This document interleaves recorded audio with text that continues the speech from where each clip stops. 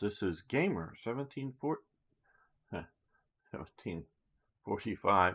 Boy, almost was starting to mess that up.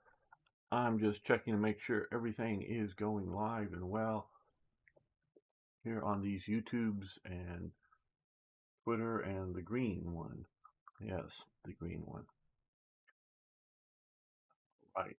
And Arno, yes, his first post was first and cake. Arno, did you bring cake? Do we have cake? I want cake. If you brought cake, please give me cake. All right.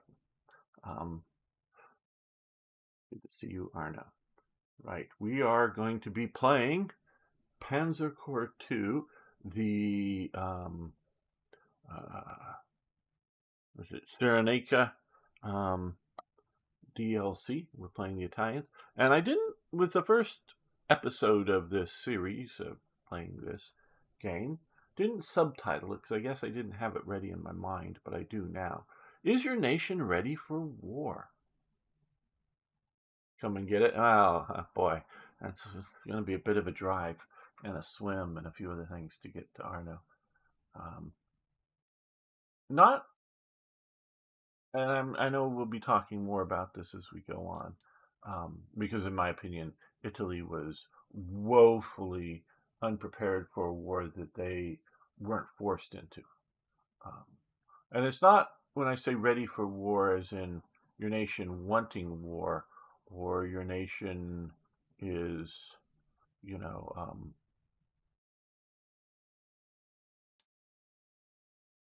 we move up there, we'll go up in elevation, which will give us a greater area, high ground of cover for anti-aircraft. Wanting war, planning for, planning to have a war, but is your nation ready for war? And okay, we need to take Haifa Pass. We have 10 turns. So far, we're doing relatively well. We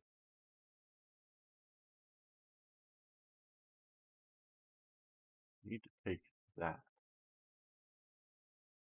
And then we can move the air power up.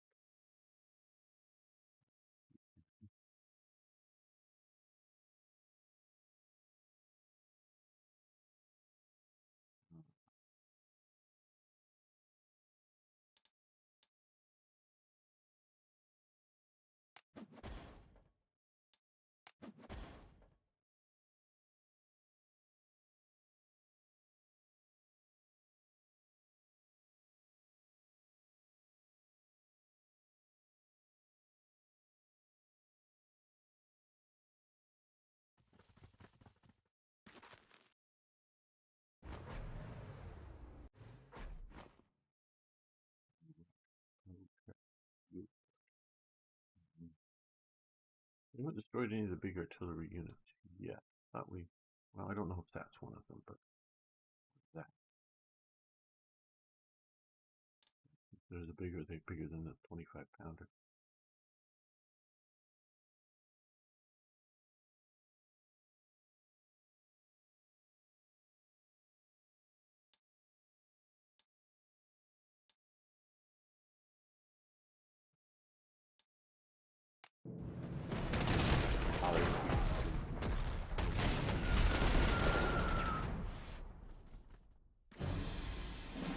Oh, okay. There's desert sandstorm. Cut down visibility.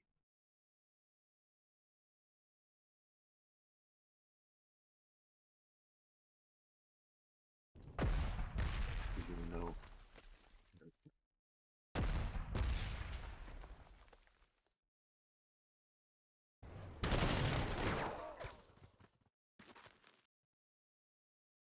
Good.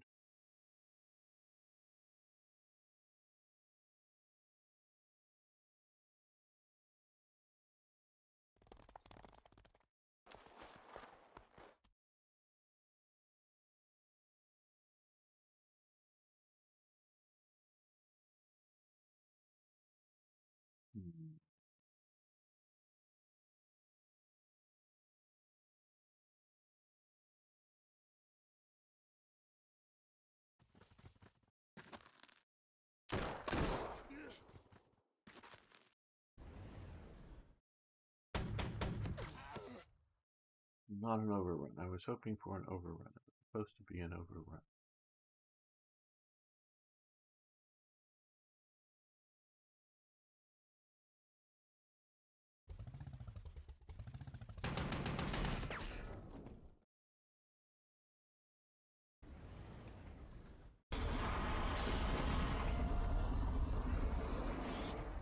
They surrendered instead of getting all burned to death. That makes a lot of sense, actually. Now,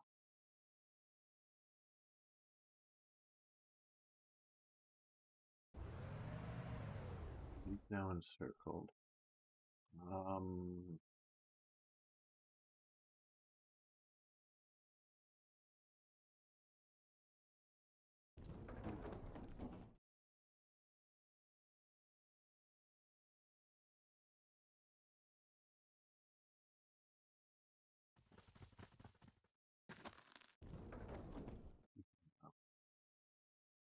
I know we may lose one for just pressing them by 2, which we did not lose any, which is good. But that'll make that attack better.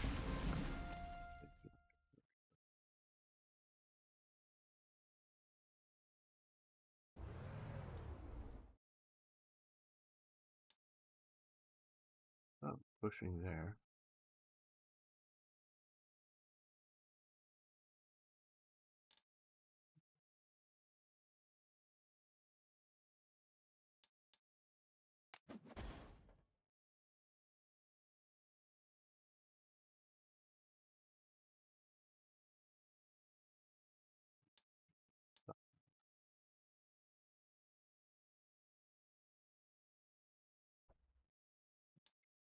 Um,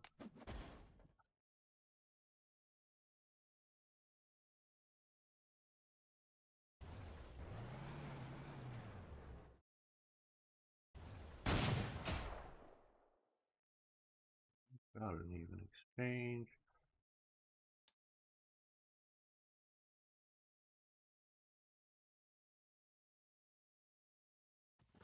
Get those big guns up in the rocks. We may need some infantry to go get them.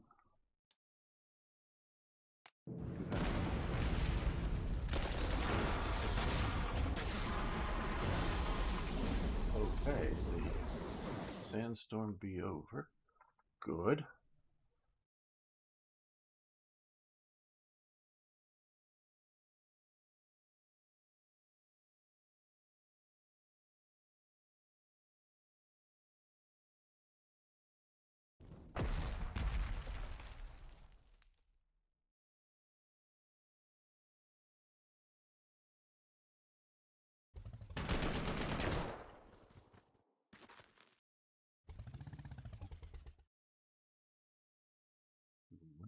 But we will back.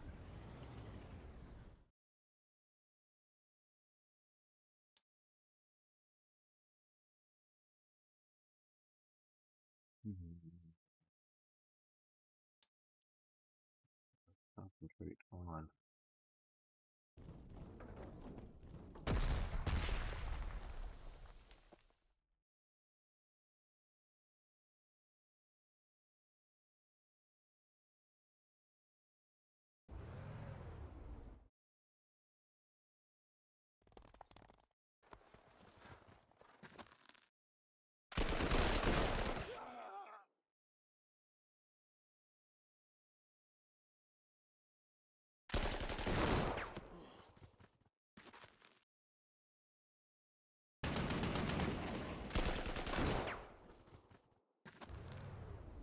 we got the air.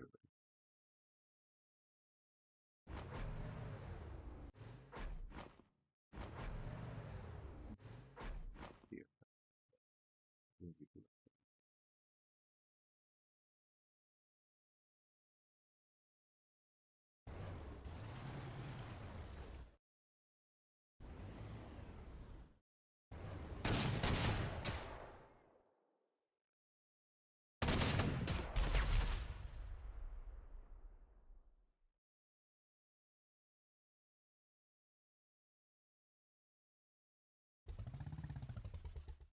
Gotta take that Haifa.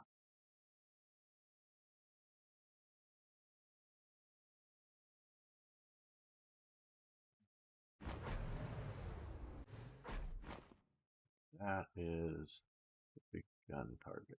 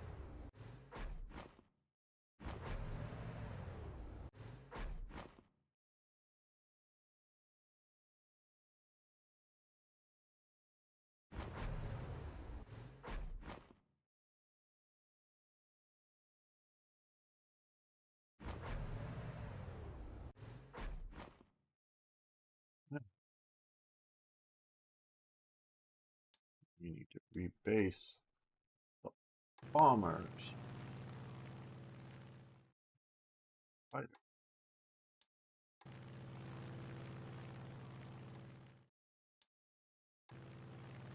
The air power.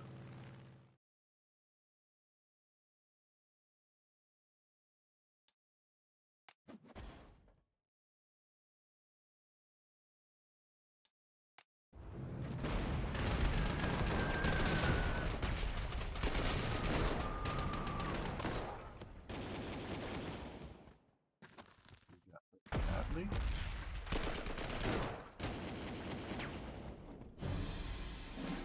We are the Italians.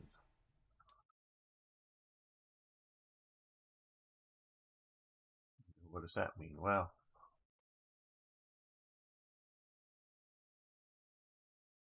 you're doing good just to keep in the fight.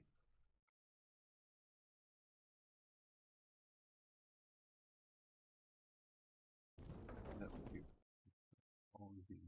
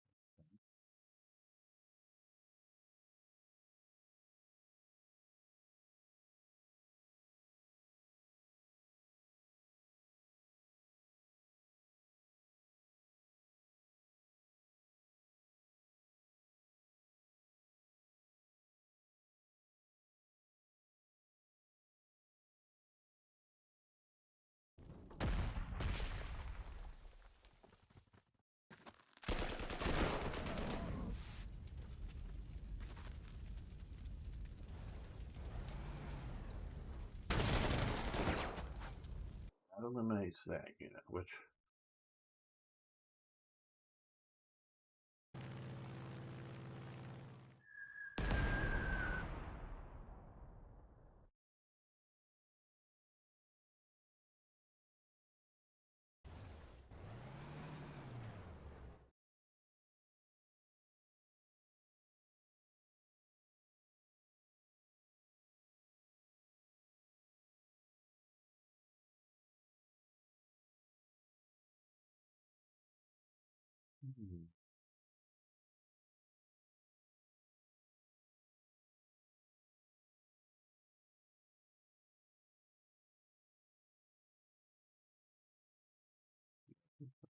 why is it? Who's here? I don't get that. Get that.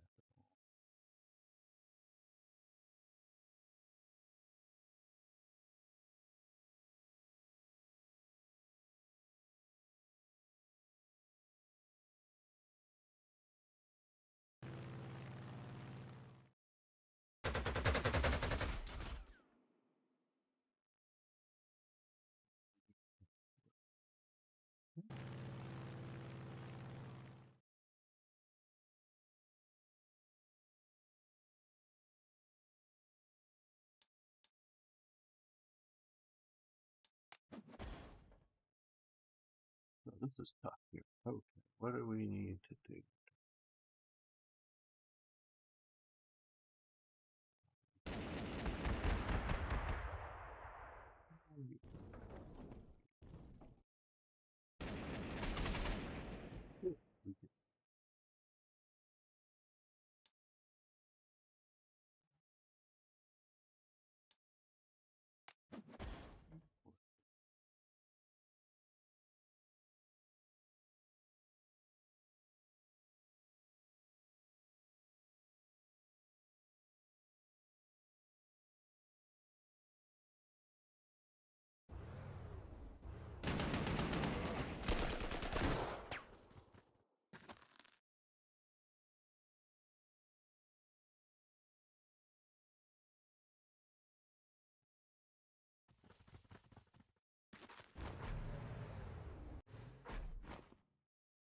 Artillery support.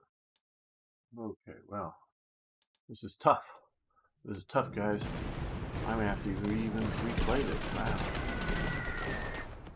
Oh, did I kill somebody?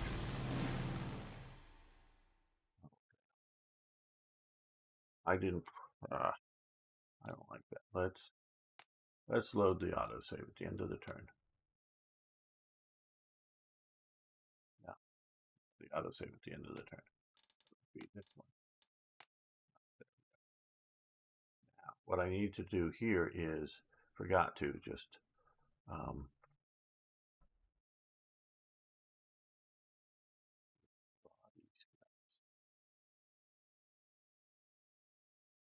well,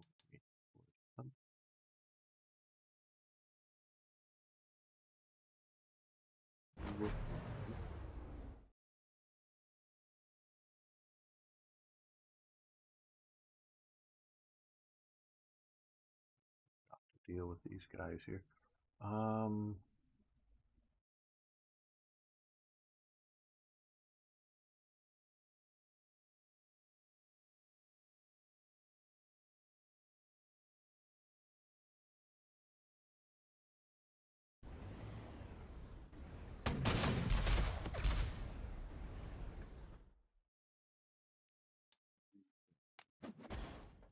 I forgot about these or those guys. Okay, now we're ready to go. It wasn't because I wanted to change the out. Well, obviously, yeah, I changed the outcome from losing unit to not, but it wasn't changing the outcome of a die roll. It was changing the outcome of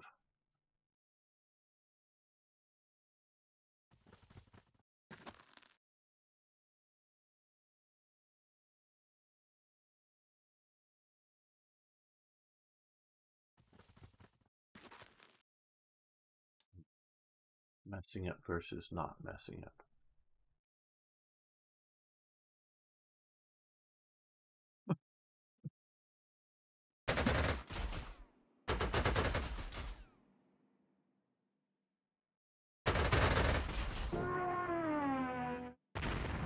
Now, we can still use both of these to escort this that we want to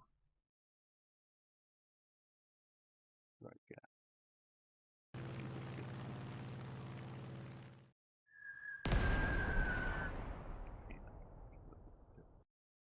That's the best I can do. That's the best I can do. That's the best I can do. He's going to come up here and can't strafe there. Oh well. He's going to get. Oh. Why can't he reinforce?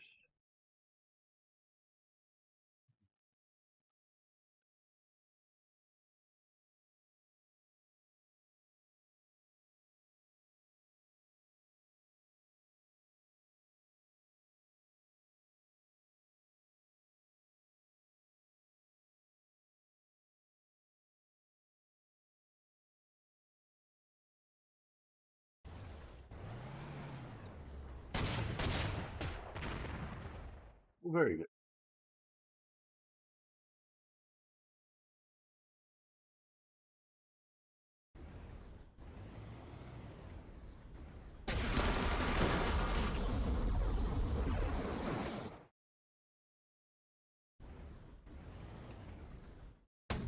get the reconnaissance benefit, and hopefully. Yep.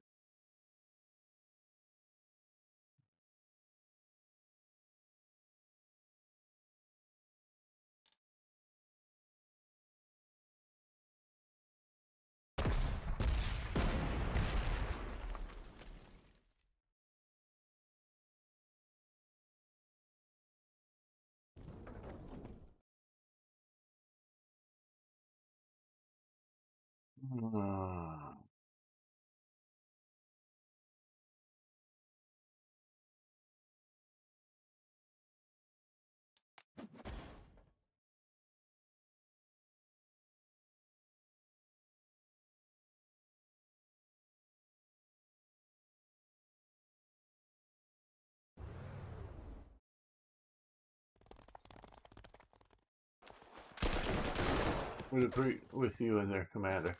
Oh, I don't know about that.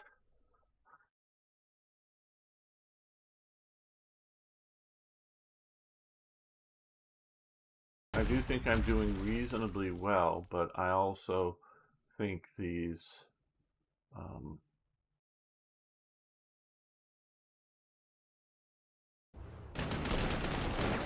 scenarios may be a bit designed for. Oh, I should have fired.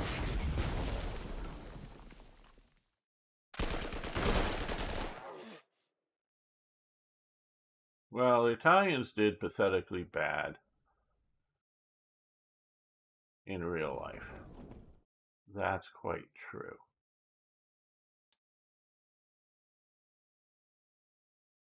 Hey, Zizi.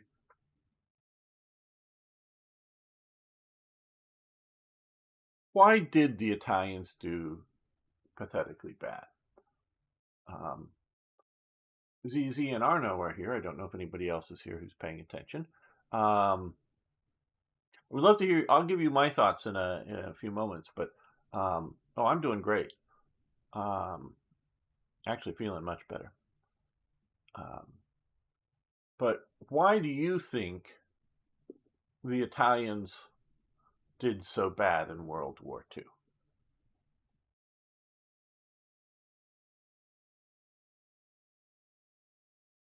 I would love to hear what you guys think about that.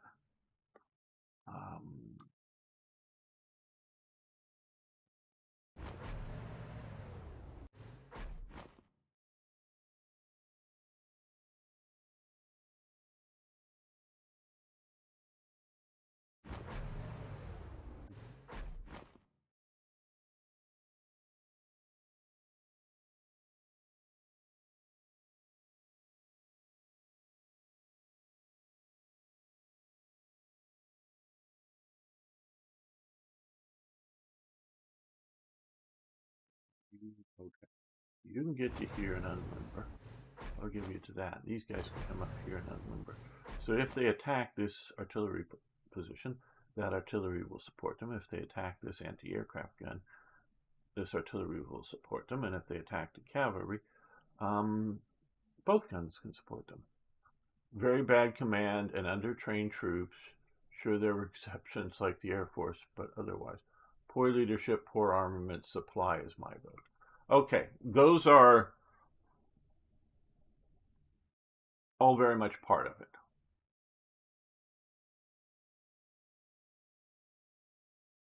Very much part of it. I don't know about the training. I just don't have a good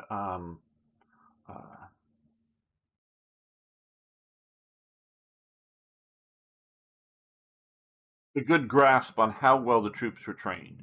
Now, if you're talking and as well as combination of what their training was, that's one thing, how to fight. And then were they trained to do that kind of fighting well? Hey, Singh, good to have you here. Well, I think the Italians did bad in World War II because they got weak industrial base, outdated military equipment, poor leadership, and they could have done better also. Hi, Gamer. How are you doing? Yes, I'm doing very well, thank you. Yes, and you're hitting it very much. Okay, uh, I've read a little bit about the Army of Naples, or the army, or what would be called the Army of the Two Sicilies, during the Napoleonic era.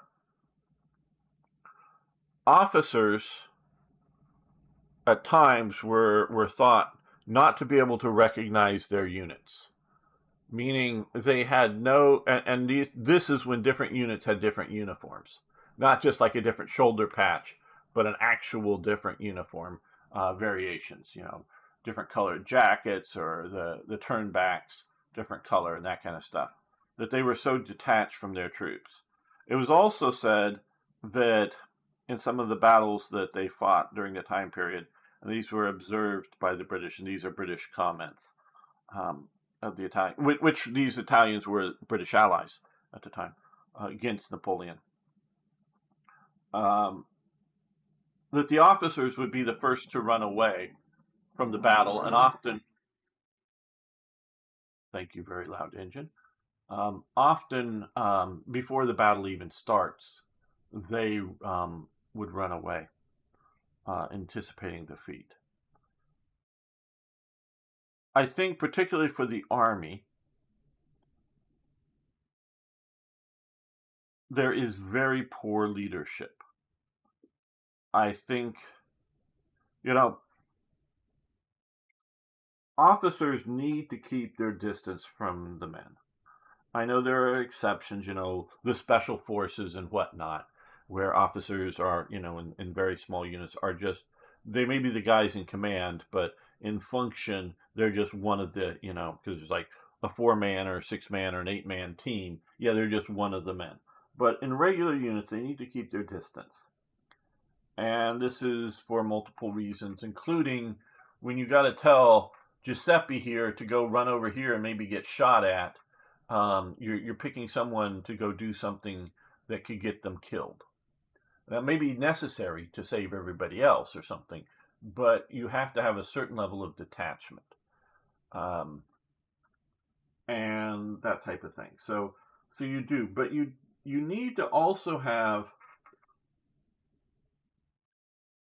a certain level of trust that your officers are reasonably competent, and a decision needs to be made. And even though he might not make the right or the best decision or something, at least it's a decision that is reasonably good. And anybody else's, well, the Dutch army was actually fairly good, I would consider. But even the outdated, poor weaponry could still pack a hefty punch. Well, we'll get to the weaponry in a moment. So, one of the descriptions that I remember reading about this campaign, I don't know if specifically the Haifa Pass, or the previous scenario, and they had a lot less tanks, uh, that I remember reading about. The British described, and I don't know, again, descriptions aren't necessarily wrong, but they're not necessarily, 100% accurate. But the British were describing the Italians as they were coming in and marching into battle as if they were in formation for a Napoleonic War.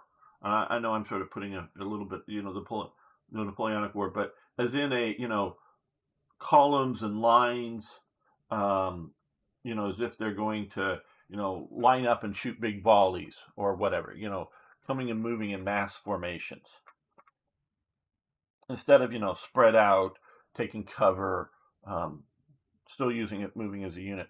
So, and this gets back to how well the units were trained. The Italian army does okay against the Ethiopians.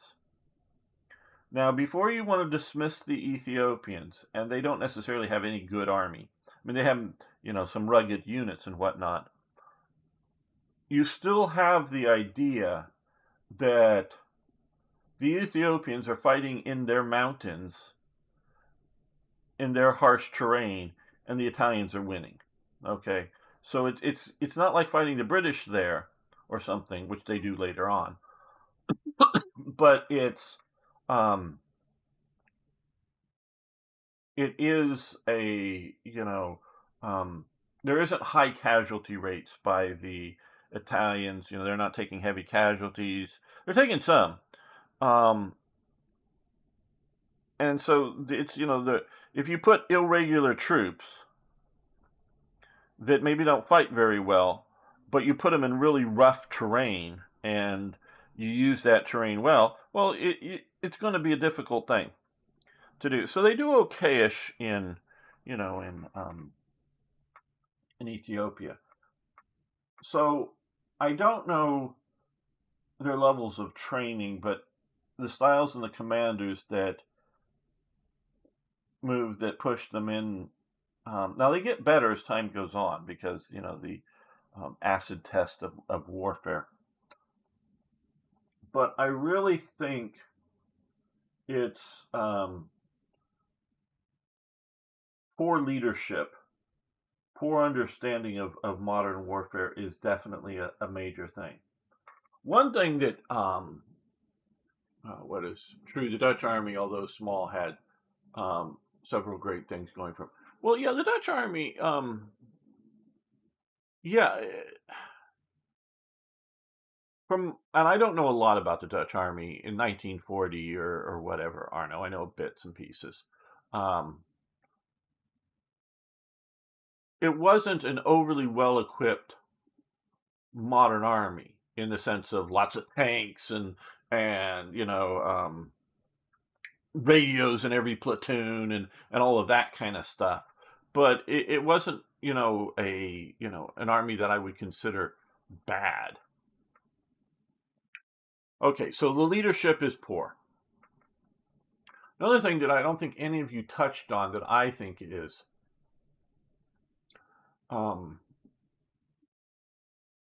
significant is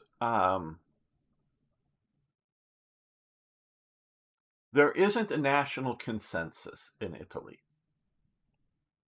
The fascists are in charge, yes.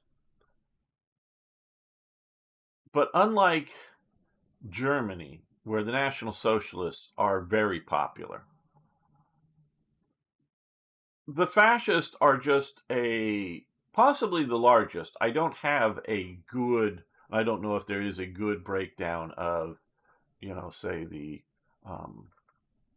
percentages of people that support the different parties. They were definitely popular, and one of the most popular, but it isn't like everybody agrees that fascism is the way to go.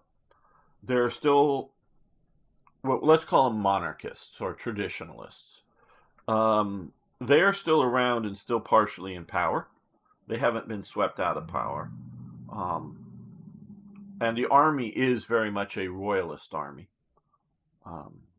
in that it is more loyal to the king than to the fascists. The fascists are putting black shirt units, which are political units, into the army to help make it better ideologically. So that is happening. And then there's also a lot of socialists and communists in Italy. So there isn't like a national consensus. And this war, and I subtitling it, is your nation ready for war? Not that they're looking to, today is what, not that they want to have a war, not that they're going to have a war, but if there was one to break out, when their nation was somehow attacked, is your nation ready for war? Well, Italy wasn't ready for this war, in my opinion, at all. And they chose to enter the war. It was not forced upon them at all. Now, of course, it's thought that maybe we should come down here. I don't want to be in too rough of a terrain and get hit by those Italy.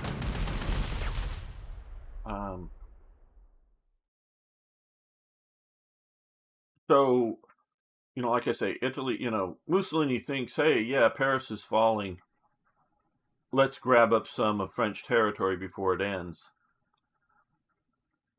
And then after it ends, with the British still in it, they decide to, invade Egypt.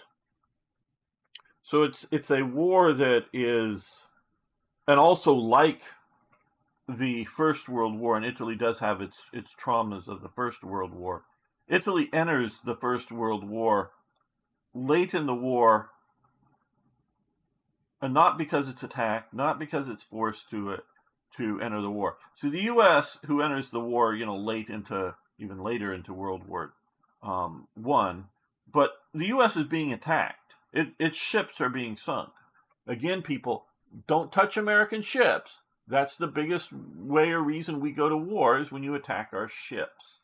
So the U.S. is being attacked in World War One. Now, we could choose to ignore the attacks, either withdraw our ships from the oceans, or just go, well, they're getting sunk, we don't care, or whatever. But so, it isn't like, and it truly isn't like someone's marching towards our capital, but still they are attacking the U.S. So for World War One and World War Two, World War Two, obviously Japan attacks us in Pearl Harbor.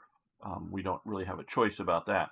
But for World War One, we could ignore the attacks or whatever, but we choose to enter the war after being multiple attacks against us. Italy is not that case in World War One. Italy just wants to grab up some Austrian territory, and they enter the war against what had been their former allies to some degree. Not that it was a deeply held alliance. And this causes lots and lots of casualties and death. And so Italy is traumatized by World War One. Italy is being traumatized by modernizing Italy. So I would put it similarly to the French problem of 1940, where you have the French people are a divided nation. There is not a national consensus that they should be in World War II. You have a few right-wing parties that are very nationalistic, but are, why are we fighting the Germans again? You have, they haven't attacked us. They were attacking Poland, but not us. You have leftists who are going, we shouldn't be fighting these Germans. They're our allies. Because the left in France looked on as Germany as their allies, because Germany was allied with the Soviet Union. So the leftists in Italy were told, the communists told them, the Communist Party told the leftists that Germany is our ally. To the point that up until whatever the date in 1941, when Barbarossa kicks off, the communist newspapers, and other publications, communist parties are allowed to continue to have rallies in France. So the communists are continued to, as a political party, political organization, continue to allow to operate in France until Barbarossa happened, because hey, National Socialists and communists were allies, and so France is divided in 1940. That's part of France's problem. Well, this is, I would say, with Italy, is part of the national decision. Now, outdated equipment and not enough production. Yes, a lot of the artillery and other things, including rifles, are literally World War I leftovers. They're making new, but they can make nowhere near enough new equipment for even their main divisions. We're not talking about which all, or basically all nations out there still have leftover World War I equipment in their inventories. Now, for Britain, because they have a smaller professional army, their World War I equipment is been turned over to the Egyptian army. The Egyptian army, who has only one skirmish with the Axis at Siwa, mostly remains neutral during the war and is thought to had, if Germany is winning in Egypt, actually like taking Alexandria and Cairo, they might have joined the German side. I say might have because you have people like Sadat and Gamal Nasser, who later become leaders of Egypt, are in an anti-British officer group that does sort of look to Germany as possible liberators from Britain. But you also have Mussolini claiming a new Roman Empire and wanting to conquer Egypt to be part of Italy.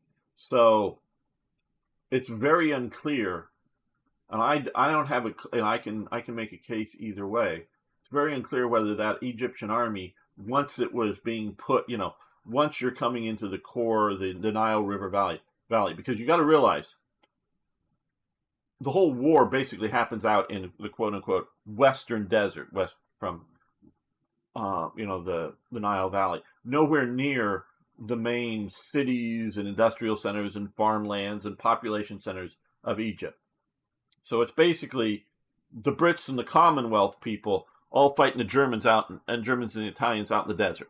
So the Egyptians back in Egypt, they get a little bit of bombing or something, because they're bombing particularly like Alexandria Harbor, trying to sink ships or something. So they're feeling effects of war being fought around them, but they're not in the midst of the fighting.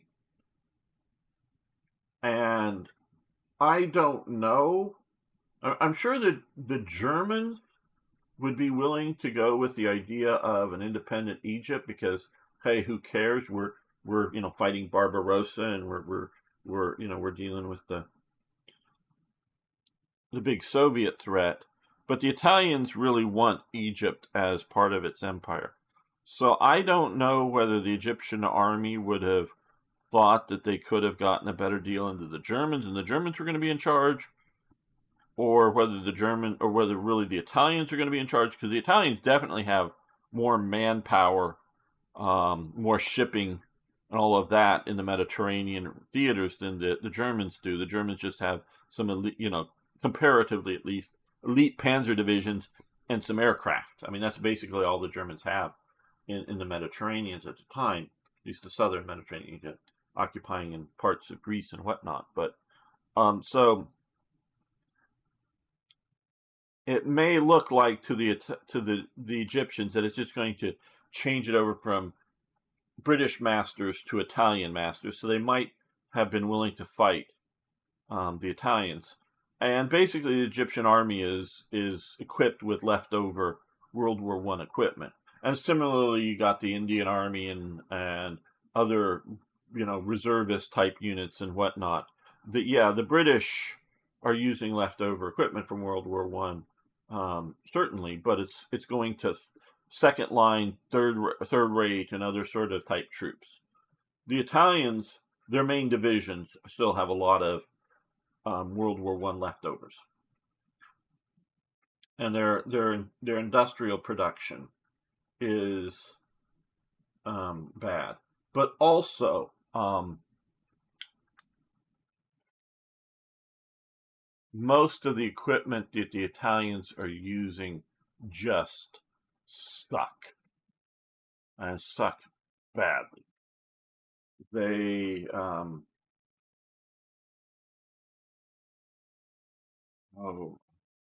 The Breda machine gun. It's a light machine gun.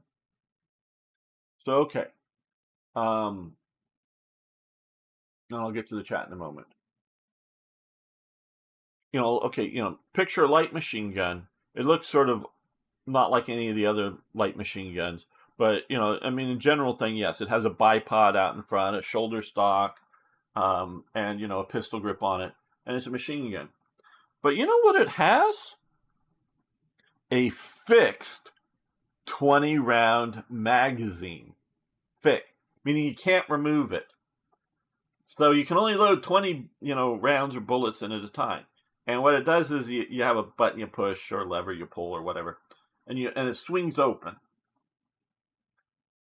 And then I believe they do make a specific charger, sort of stripper clip kind of thing that does, maybe it's 20 rounds at a time or maybe it's 10, I'm not sure. But I also think you can also use, because it's the same caliber, rifle stripper clips to load that 20 round in, and those would be five at a time, so 4 of them. So either way, you're doing stripper clips, 20 rounds, open it up, stripper clips, 20 rounds, open up. So yeah, a lot of light machine guns at the time, like the American BAR, like the Czech ZB-26, they got a 20 round removable box magazine, and then the Bren gun and some of the others have things like 30 round box magazines that you can quickly swap out between them. And this Breda isn't very reliable even beyond it. So it's about as bad an option that you can have in design options. What design options can we put on this gun to make it worse? Without specifically like going, oh, we're going to have a machine gun. It's going to be a single shot machine gun or some sort of, I don't think you can do a better design, a worse design option. That you got to have a fixed box magazine. You can't just have a detachable box magazine like most, guns. They also, the Ravelli machine gun, which is their sort of heavier machine gun with water-cooled jacket on. Well, the Ravelli machine gun is so bad in function that you have to literally oil the bullets as they're going into the machine gun to keep that thing working. Now, I'm not quite sure why you have to oil the bullets, whether it's a design problem, a quality of manufacture, meaning it's not very well quality manufacture problem, that it's just bad manufactured, or if it's tolerances or something that are with the heat. But so what you have is a place you put in oil, and it has a little that then drips down. It has little brushes, so as you feed the bullets into the gun, they get brushed by some oil. Keep a light level of oil coming onto the bullets as they're moving into the gun. So you don't oil up the bullets beforehand. You just attach them, and the belt goes in, and as they're going in, they're getting oiled. Now, Italy has its fourth shore, is what they call it, which is the Libyan coast.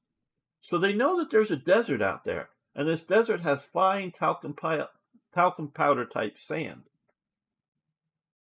And so you have a machine gun that needs to be heavily oiled to keep it functioning. And you have to actually oil the bullets as well to keep them functioning.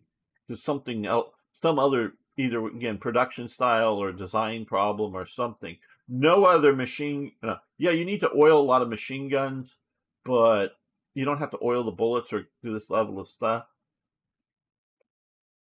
So you have the environment of the worst possible environment for how to attract dust and whatnot into your gun is to oil the ammunition.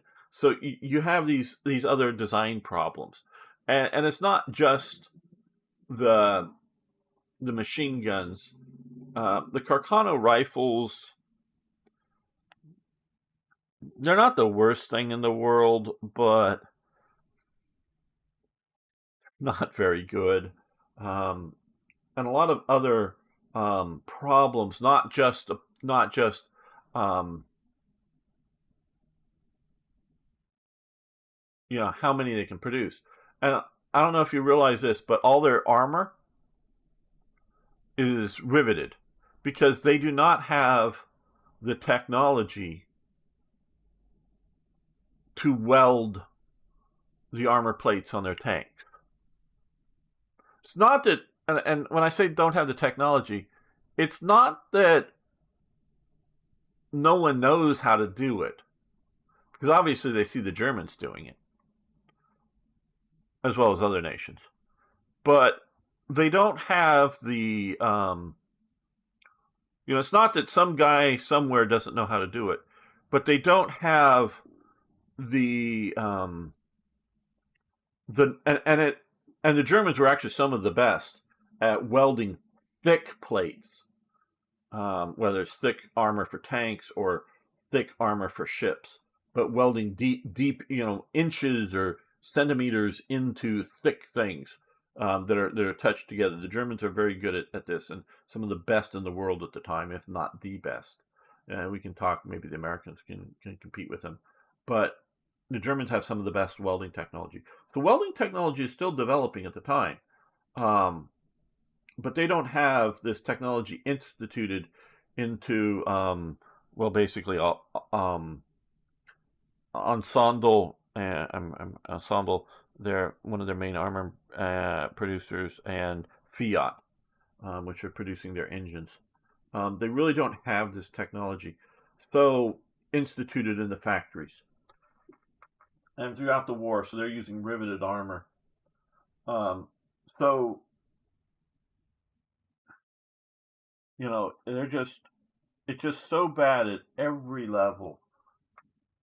If any one of these levels, better leadership, better national consensus that why they're fighting, um,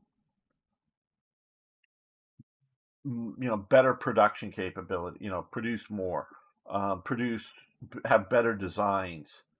If they had any one of these things that was up to a decent level, they might have done okay, but they just don't. It's just on every level. They're just so woefully unprepared for this war. Now let me check out the chat. Now that I've been sort of lecturing here, a little bit more of a lecture than a rant, but okay. Let's see. Back to Singh says, well, I've read somewhere that Mussolini, in order to enlarge the size of his army, adopted British infantry divisions. This means each division had only 2 brigades of infantry as opposed to the 3 or 4 of other nations. Okay, well, yes. I don't know so much copying the British, but you're right, Singh. He definitely reduces the size of the divisions to get more divisions. The problem with that for Italy is they don't have, additionally, they don't have the, shall we say, the inherent logistic support to increase the divisions as well. Meaning, yeah, he creates more divisions by reducing them down. Most nations during World War II use the what we'll call 3 brigade divisions or triangular divisions. That's most. So the idea is that you have 2 of them, 2 of the brigades fighting, and 1 in the reserve. For a while, the Soviets, I believe, before or just as the start of the war, they have square divisions, I think, meaning 4 brigades to the division. But the Soviets learn, I think, in the Winter War that those are too big, and so they're like in the when Barbarossa starts, they're in the process of moving from, if I remember, and I could be wrong on this, moving from square divisions to triangular divisions. The other major nation that uses square divisions is Japan. And I think for Japan, there's a good reason for it. In fighting the Chinese, you're fighting often numerically superior enemies, but much, much poorer quality everything. So, and it's partially a command and control element um, that having these big square divisions are a problem, to keep them coordinated. But with Japan, um, it's I don't want to say you're fighting because there are insurgencies going on in China, but the divisions are often a little bit more independent in how they're operating in China. So I think the square division works a little bit better for Japan. But you're right that Italy goes down because you need a certain number of trucks or wagons or whatever for a division to move its supplies, right? Well, if you go down to, um, you know, binary, well, not triangle, well, two brigade divisions, and you have more divisions, well, you need more of those logistic elements to keep those divisions moving and moving around. That Italy, because of its lack of production, can't produce enough to actually make those divisions function. Now, the one condition that I would say that it makes sense to do so, to go down to these smaller divisions, is if you have to spread them out. And you want to make them still a unit that can fight. But here, what they in essence become is static divisions. In essence, defending Italy's coastline would be my one. Or if you were trying to defend Italy from the north, from the Alps, that's where it might work, and that you could have more divisions, but they're not moving anywhere, and they're not overly strong because they're all spread out. They're only two brigades. So yeah, so if you're like, oh shit, the Americans may invade. We don't know if they're coming in Sicily and Sardinia and somewhere on the mainland. They could be coming anywhere, or oh, they could be coming into invade Greece. And so let's turn a lot of these, defensive divisions into binary, two brigade divisions. It might work as a desperation move, just because instead of having a larger area for one division to defend, you keep, and you don't have to defend all of the coast. You need to defend strategic points, cities, ports, those kind of um, defensive areas. And so setting those up, it might be better to do that. And where if you're actually looking at possibly winning the fight, you need to have another type of division, like a trinary division, as a reaction force. Meaning that, well, once you find out where they're attacking, then you move into the mobile divisions to that point. And, so that the defensive divisions are there just to sort of contain and slow up the the seaborne invasion. And then you have a strategic reserve that moves in and crushes the attack. Now, they never were able to do that, but that would make sense. That's about the only thing. But you're definitely doing good. What nations didn't use World War I equipment during? I can't think of one. Well, there's so much of it left over. You're very right, Arno, that um,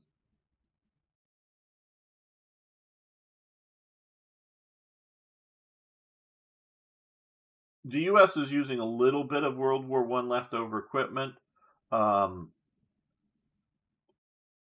but only in its garrison forces in like the Philippines.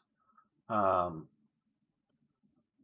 but once the Philippine fighting is over, um, basically America's using all new equipment.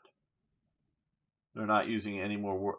I'm actually talking actual World War I leftovers, not a similar model of something. But yeah, but many nations, well, of the major participants, a lot of their first line divisions are using something better. Ah, hello, Mathis Bjorkman. Excuse me, Bjorkman. Are we going to play War Thunder tomorrow? I guess you're probably gaming brother, maybe. No, no War Thunder tomorrow. Sorry, everyone. It's Easter. I'm going to be doing a family thing, which I want to do. So we're doing it. Well, I will correct. I'm getting to Arno. The BAR had 20 round clips. No, it didn't. It had 20 round box magazines. A clip is a stripper clip. If you know what that is, that's a clip. The M1 Garand has an end block clip, meaning the clip goes inside of it. A magazine is where a clip goes into.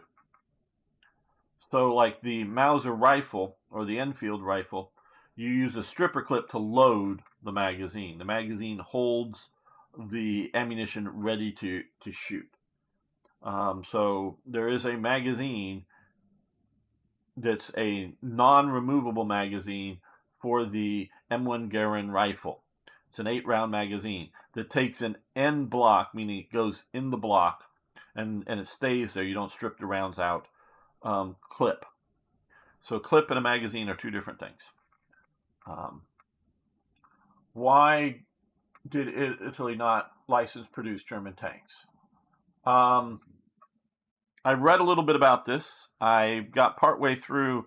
I'm forgetting, and it's no longer on my shelf because all my books are packed either in boxes here where I'm in California, or some of them have made it to my secret mountain base in Arizona.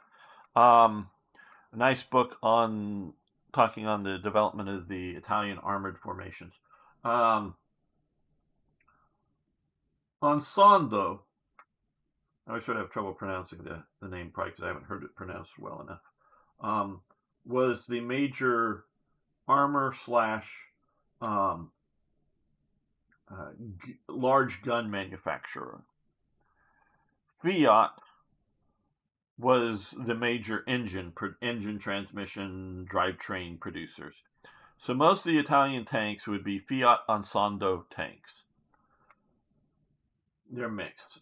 One, they resisted the idea of foreign designs. Two, their production capabilities were just not set up to produce German-style equipment. In saying this, you realize, folk, and maybe you already know this, but I don't know if everyone does. It was the Italians built, whatever, something like 300 Stuka dive bombers. Now, I say it that way because some of the manufacturing elements they might have been making, but most of the main structural and things like the engines and all of that stuff were parts made in Germany. And there's a lot of man hours. How many people does it take? How long does it take to produce a Stuka airplane? There's a lot of man hours in assembling an aircraft. Putting in all those rivets, because that's how they hold on most of the skins of those. They're little flat rivets as opposed to the armor rivets. So there's putting all that together. There's a lot of work to do to put together an aircraft.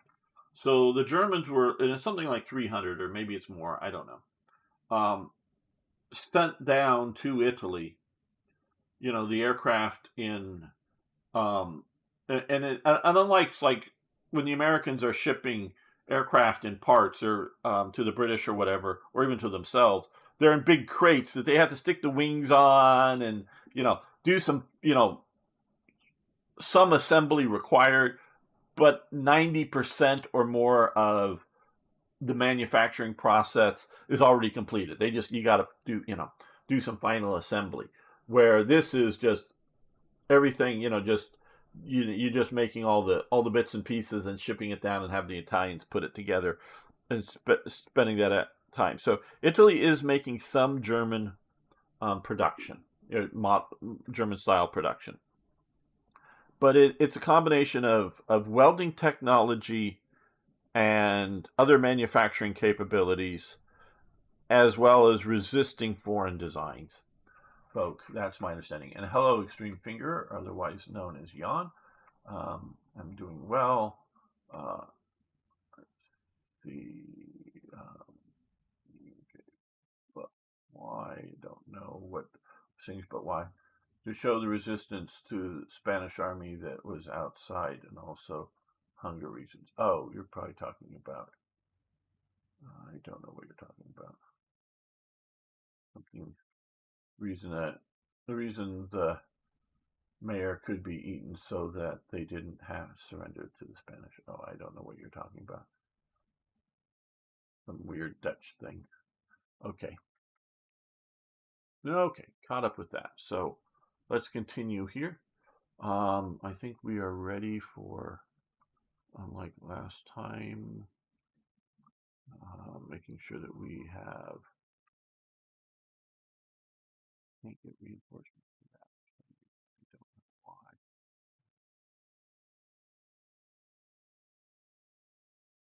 Just making sure that anybody I wanted to reinforce has been done so.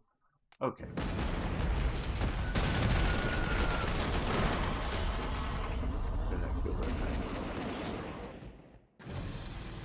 I was worried about that, but well.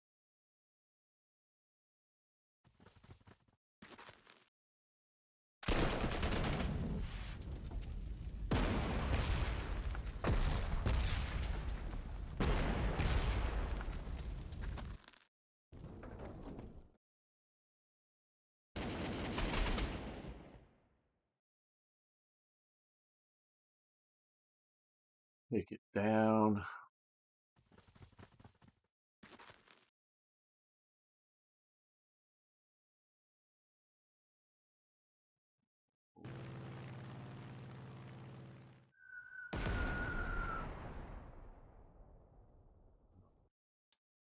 Gotta take Haifa here. Got 5 turns to do it.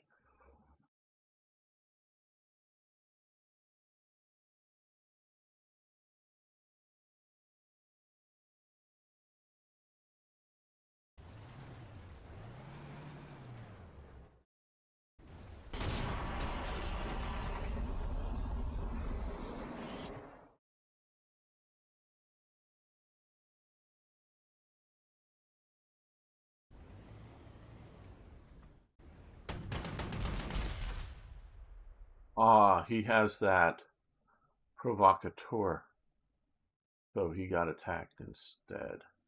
Um,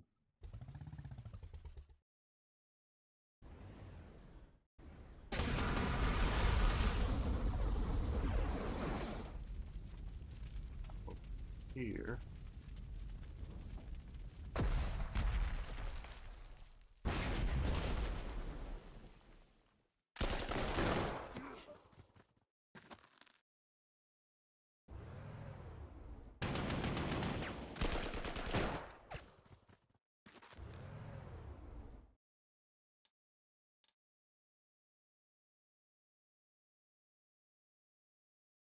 Ah, well, I would prefer we end those discussions, Extreme Finger.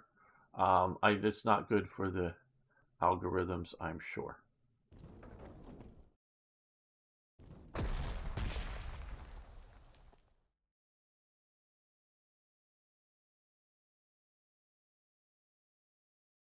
I think we've killed all of their fighters.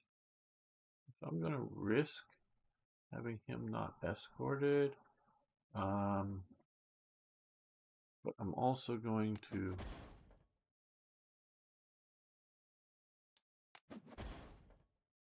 at least one of you knows, but maybe you.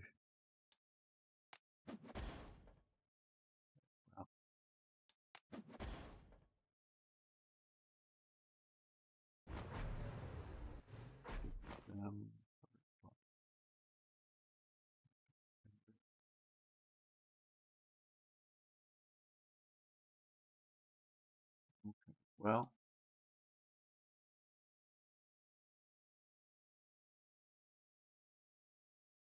um, well, well, I think we're going to stay away from that topic, even though it's historically accurate and historical and all that stuff. But let's just leave it alone.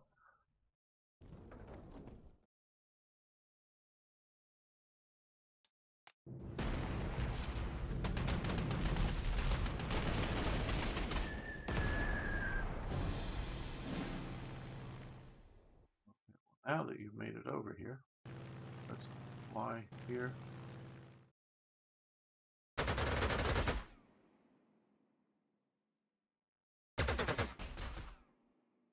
Not quite. There we go. Now we did it.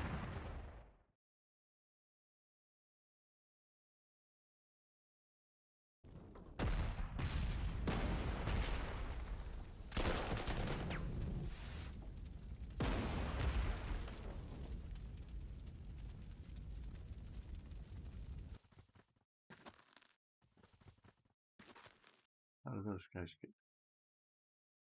Uh,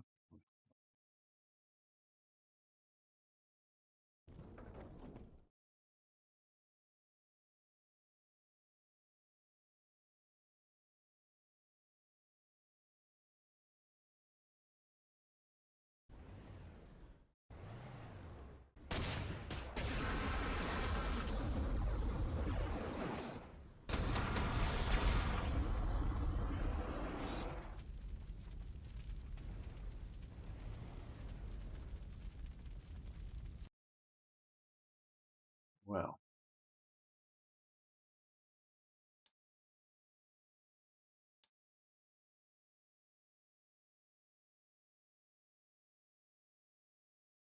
what happens when you fail?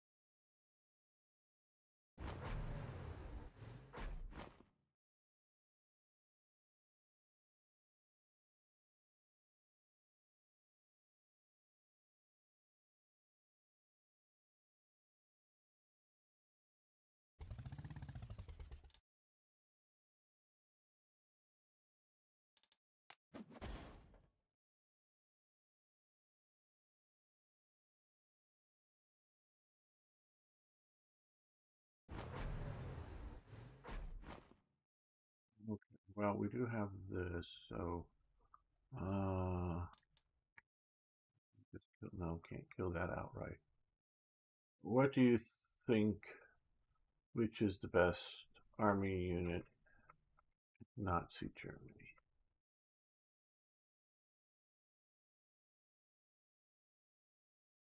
I don't know if I can answer that.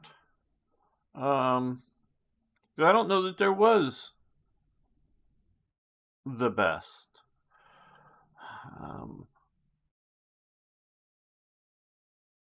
Maybe Panzer Lehr, but It's sort of late war and gets chewed up pretty quickly.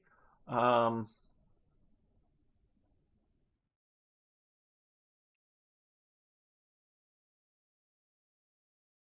and if you're meaning army just generally, because you have the Hermann Goering division is reasonably good, but part of the reason it's good is it gets a lot of equipment. You have certain Waffen units that are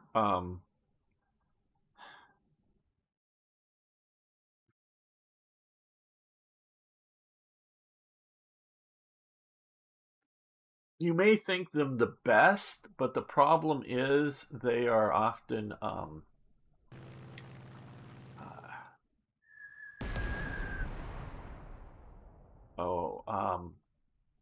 have high casualty rates. So although they may be succeeding in um,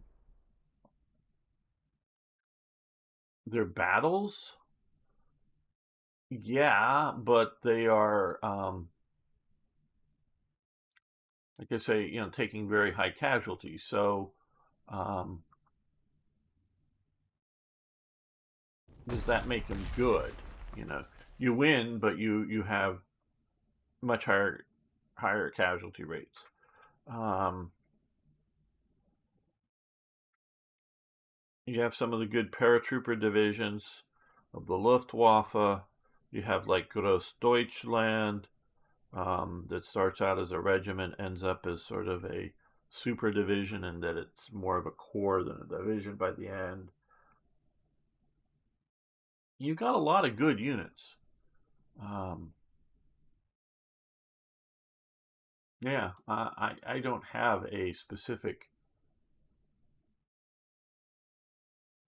Yeah, yeah, the SS or Waffen units. Some just suck really, really badly. Some are just okayish. Some are good. Some are good, but have all the latest equipment. And that's one of the things that by mid to late war, when regular divisions are struggling to get replacement equipment, the Waffen units are being updated with the newest, latest equipment. So they're not necessarily any better than the standard divisions. They just got more of the new stuff. And then you have a few that are pretty good. Um, they're not just good. They're pretty good. I wouldn't go to great, but they're pretty good. But again, they're often taking very high casualties. Now,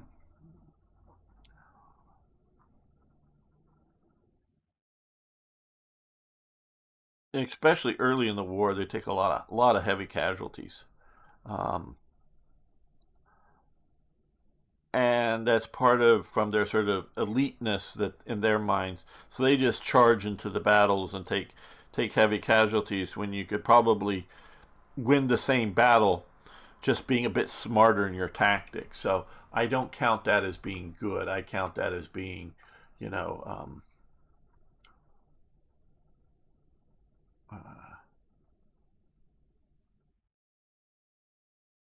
wasteful or something. So yeah,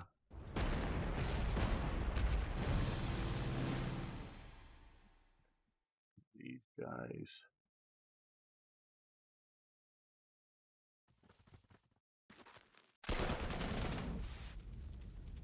Okay, we got one of those. We have another one there, and we have some somewhere else. All right.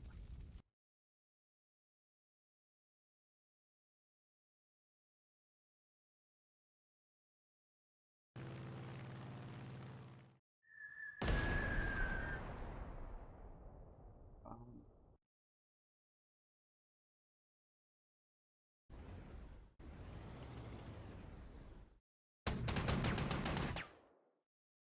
well, that didn't work so well.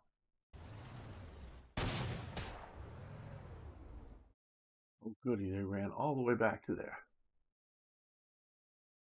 The problem with the question I find is that we do not know how to define best unit.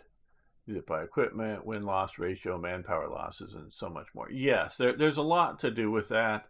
Um, let's see if we can just kill this Yes, good.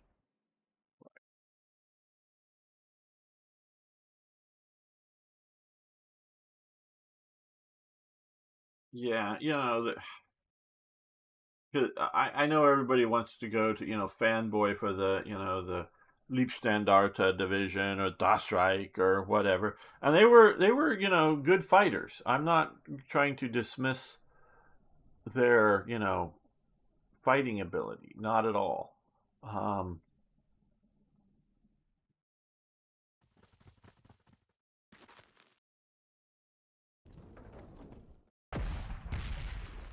I am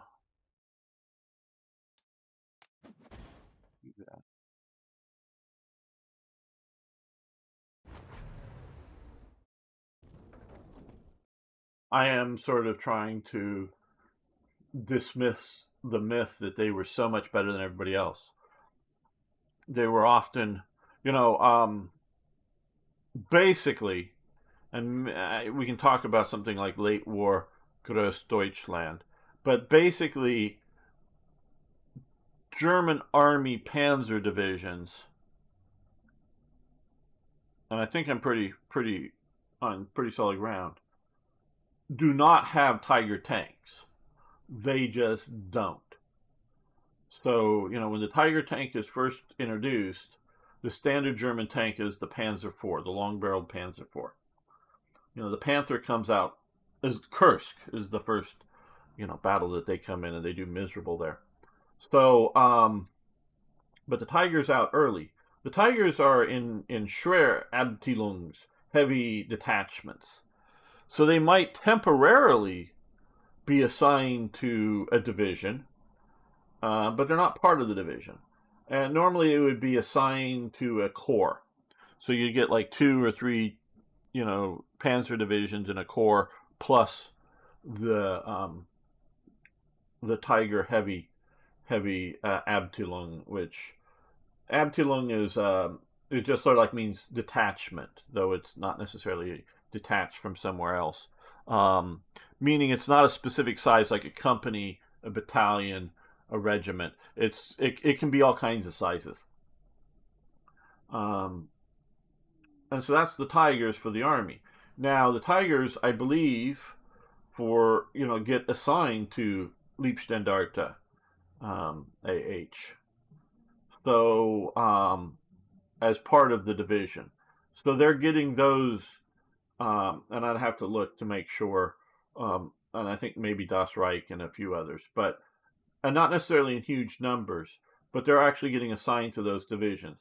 So if you're talking about, and it's at certain moments, because obviously at some moments, after the second battle of Kursk or whatever, some of the divisions that are involved there, and I don't keep track of all that in my head, but those divisions are a shadow of themselves. Now they've succeeded in either stopping the Soviet attack or major counterattack around there. I'm talking not Kursk, Kharkov. Later battles at Kharkov. Um, they're the Germans are doing very well against the Soviets, but they're taking a lot of losses. So at some moments these divisions are not destroyed or anything, but they're well down on their equipment. And so what some of them happen is they turn over all of their, for the Waffen SS divisions, they turn over all of their equipment, all their heavy equipment at least, and all the guys get on trains and go like to France and get replacement men and new equipment, and then the other Waffen divisions in the east sort of parcel up the equipment from the left that was left on the Eastern Front, and so that reinforces the instead of getting new stuff from the factory, it just you take it from one division that's no longer going to be fighting for 6 months to a year or something and sent to France to reorganize. And that's some of the divisions that are there waiting for D-Day, are divisions that had been wrecked in the east or just worn down, but worn down heavily.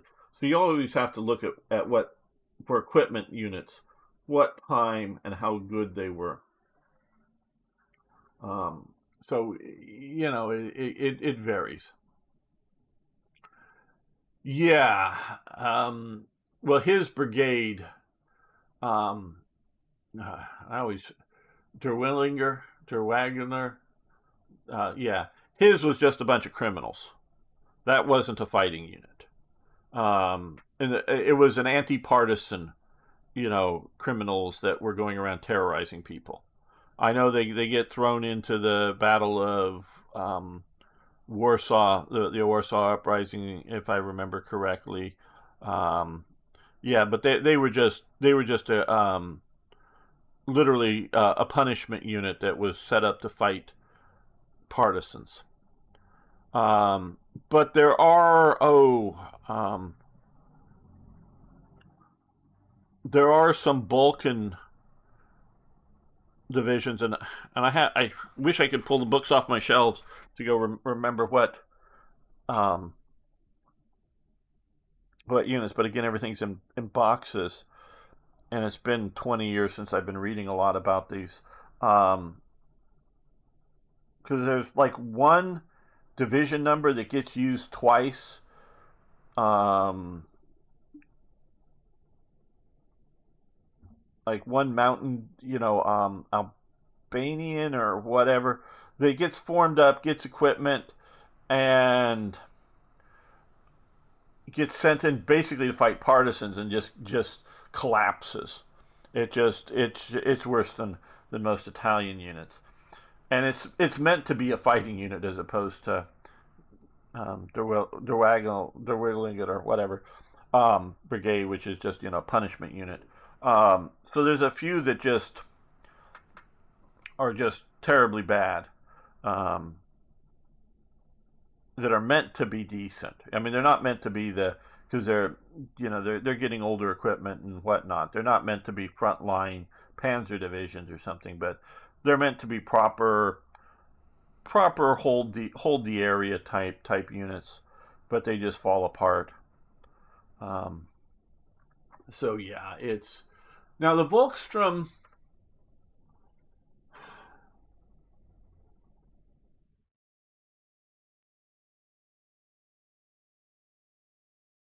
Yeah, the Volkstrom are.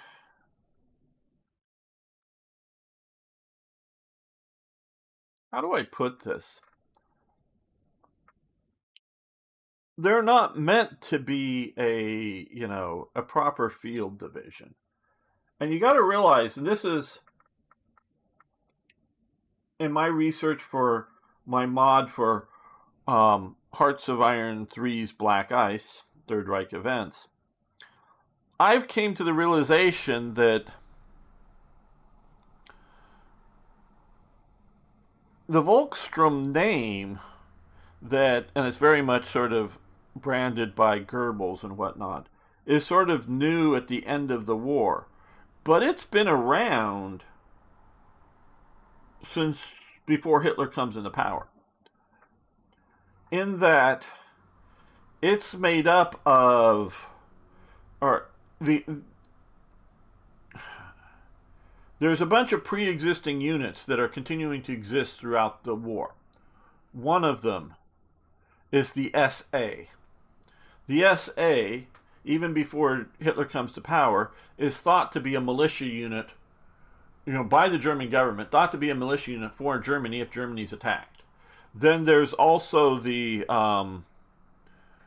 was a bunch, though they all get rolled into basically one, the Veterans of World War I organization. I'm blanking on the name of that. That is maintained. Now these are now, you know, somewhere between, depending on you know what date we're talking about and individuals, somewhere between 40-year-old to 60-year-olds. You know, figuring the oldest, you know, foot soldier in World War I is probably going to be about 40 years old, and the youngest is going to be about 18, 20. You know, so you add 20 to 25 years, you know, depending whether it's 1940 or 1945. You know, so 20, 25 years to these ages. So you get roughly 40 to 60 years old. and these are, you know, veterans of World War One. They have not they've not been doing a lot of training, but they've been doing some, and they're veteran soldiers. They're just no longer young enough to go, you know, survive a winter on the Eastern Front, but being militia units holding your home ground, I think they can fight quite well. And so these units have been existing throughout the National Socialist regime, and there are others that all get sort of quickly at the end because everything is collapsing and things aren't working very well, get rolled into this Volkssturm. And so it's been around. And so, yeah, I mean, if you want to talk about that. Well, Otto Skorzeny was a brilliant commando type leader. He most assuredly was. We're probably going to lose that if he gets attacked. So let's see if we can move up and support this. Well, okay.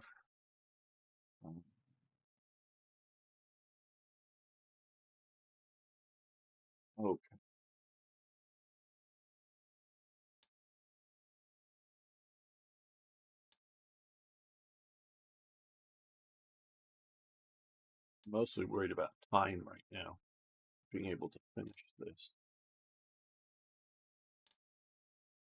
Let's trade these guys. Yeah, so Skorzeny does, you know, good commando type leader.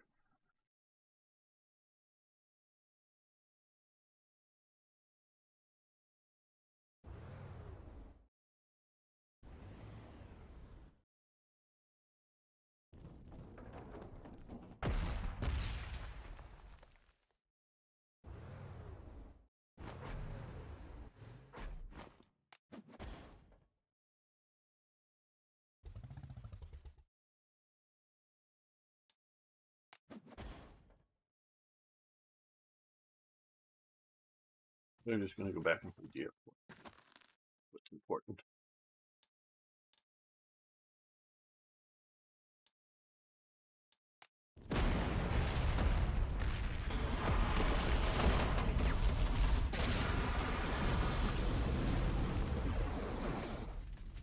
Well,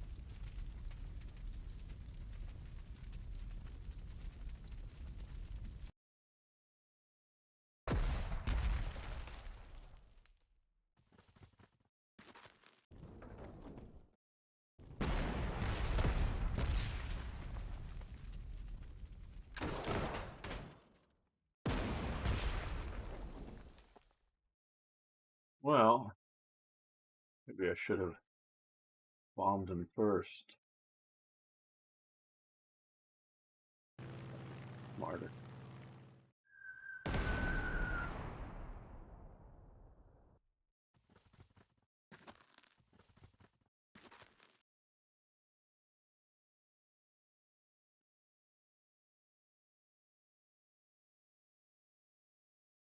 Hey, Rick, how you been? It's been a while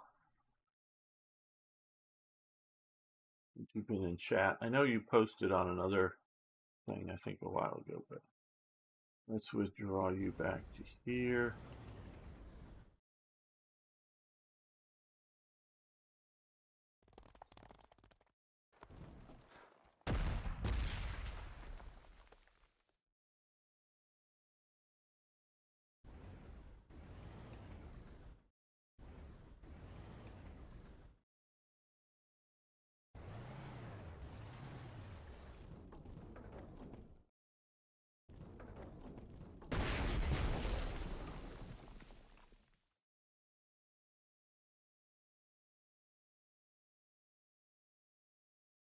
I don't see how I'm getting this done in time.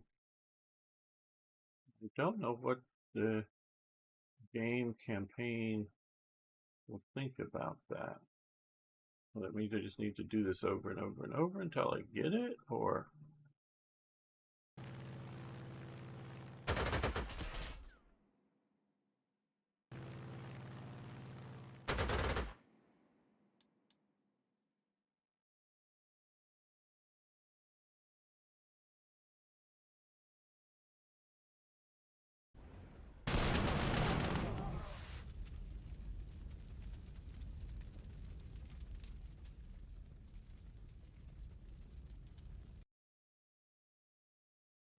Well, really got strategic command games and War in the East too. Well, cool.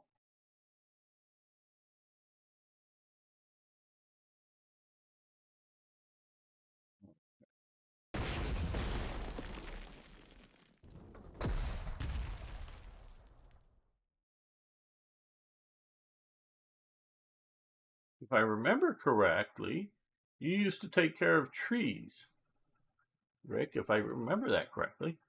It's been a while.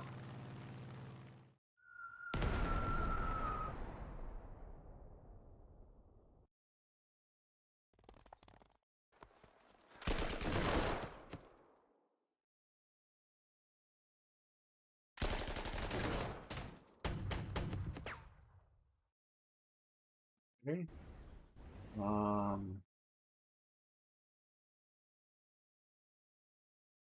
It's worth picking up all the new docs for this DLC. I think you mean DLCs.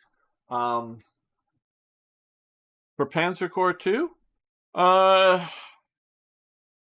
I've played through at least through the historical path, through all of the Axis operations, and they're very good. If you like Panzer Corps, they're very good. Frontlines and War Stories are branching out a bit. Obviously, we're playing as the Italians instead of the Germans in this. You could also play as the British, I believe. So if you want to play Panzer Corps and like want to play the Battle of the Bulge from the American perspective or something, not this way. Okay, so we've just taken that. Now, do we want to come here? Yes, we do. Now encircle all of that.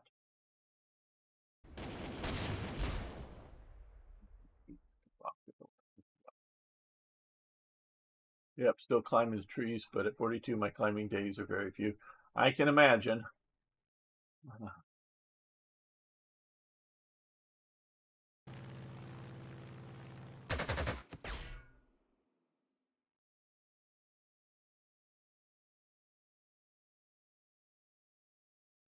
we're getting down to that one.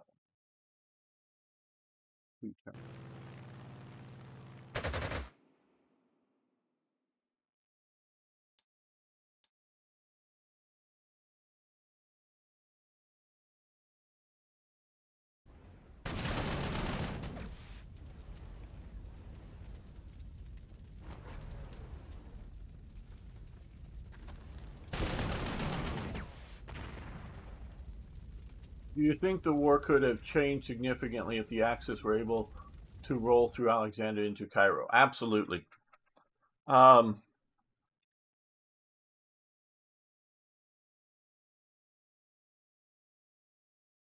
what I think his name is. Let me look this up.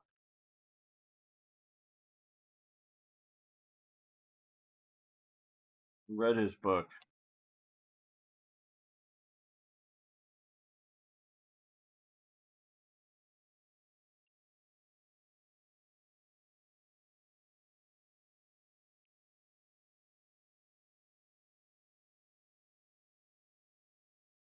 Yes, Bevan Alexander. Um, his one of his books is called "How Hitler Could Have Won World War II," and he calls himself a strategic historian, if I remember correctly. And it's been more than 10 years since I've read his book. Um, and he also has one which I have not read. I'm just seeing here, looking it up on YouTube. How the South Could Have Won the Civil War. There's definitely ways the South could have won the Civil War immediately after the very first battle, first real land battle. But he postulates, and I agree, that the main objective should have been to secure the Mediterranean. Forgo a 1940, and you'll notice it's often, if you've watched my playthroughs of Hearts of Iron, securing the Mediterranean before Barbarossa, often doing a Barbarossa in 1942. So had Hitler, instead of, the Germans consistently throughout the North African campaign, once they get there, they always are sending, and they always are, sending enough supplies for the Germans. They're not sending the supplies for the Italians. So the Germans are sending enough supply, enough fuel, enough artillery pieces, enough replacement tanks for the German forces. Consistently, they're always doing this. Unfortunately, significant amounts of those supplies get sunk. Okay, so, if you need 1 million gallons of gas, they send 1 million gallons of gas, and only 500,000 show up. So that's why they always have too little. So they have too little gasoline or too little ammunition or whatever. That's not because they didn't send enough. They sent enough. They just wasn't getting through the submarines and the air attacks and whatnot. Depend on what's going. And I'm not talking like in the last days once the Americans are going. I'm talking prior to the American landings, in Casablanca and Algiers and all that stuff. I'm talking the Western Desert. But the North Africa campaign is always, well, how much? It's a sideshow. It's it's what can we spare, or we've got to rush a Luftflotte, or however you say it, down to the Mediterranean instead of using it somewhere else. Rush it down to salvage some sort of disaster or some such thing. It's never sitting down in the planning room. Well, what do we need to do? What do we need to send to secure the Mediterranean? It's always we'll send a division or whatever down to try to hold in Tripoli, because if we lose in Tripoli, well, that means the next main thrust will be into Italy. Now you got to picture, when we look back in hindsight, we see holding of Tripoli being, well, that's just not enough. Well, you got to realize that's against the British before the Americans come into the war. And there is, at that point, very, very far from any assurity that the Americans are going to show up in the war. I'm pretty sure the Germans don't know of the Pearl Harbor planned attacks. I'm not absolutely sure on that. I don't know. I really don't know. But I think the Japanese keep it a secret. The Italians definitely don't know.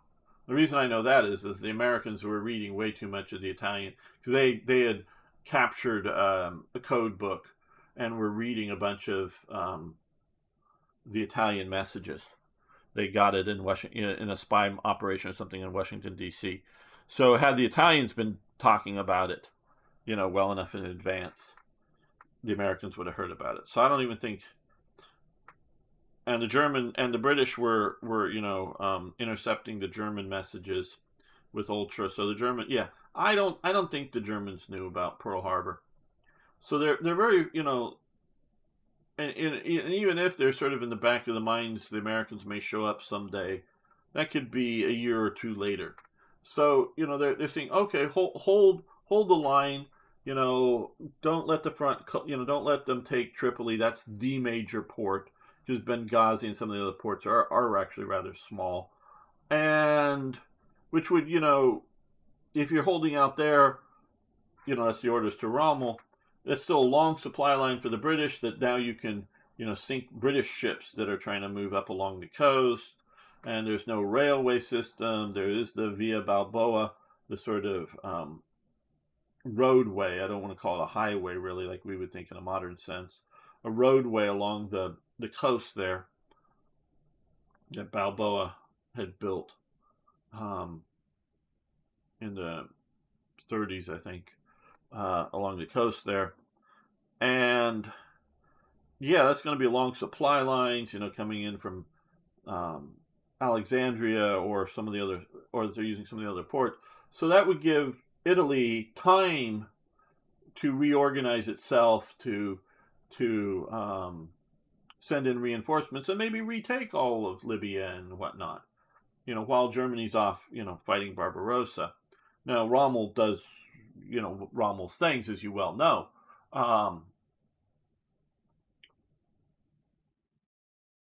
And so the Germans see that success, so they reinforce the success. But even you get things like Brigade Remke.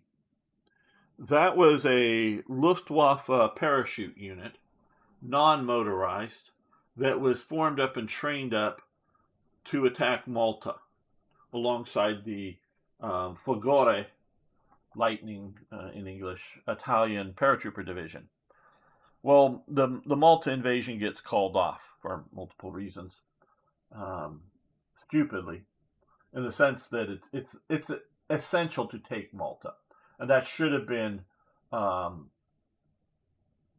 the plans to take Malta should have been along with the opening plans for the war.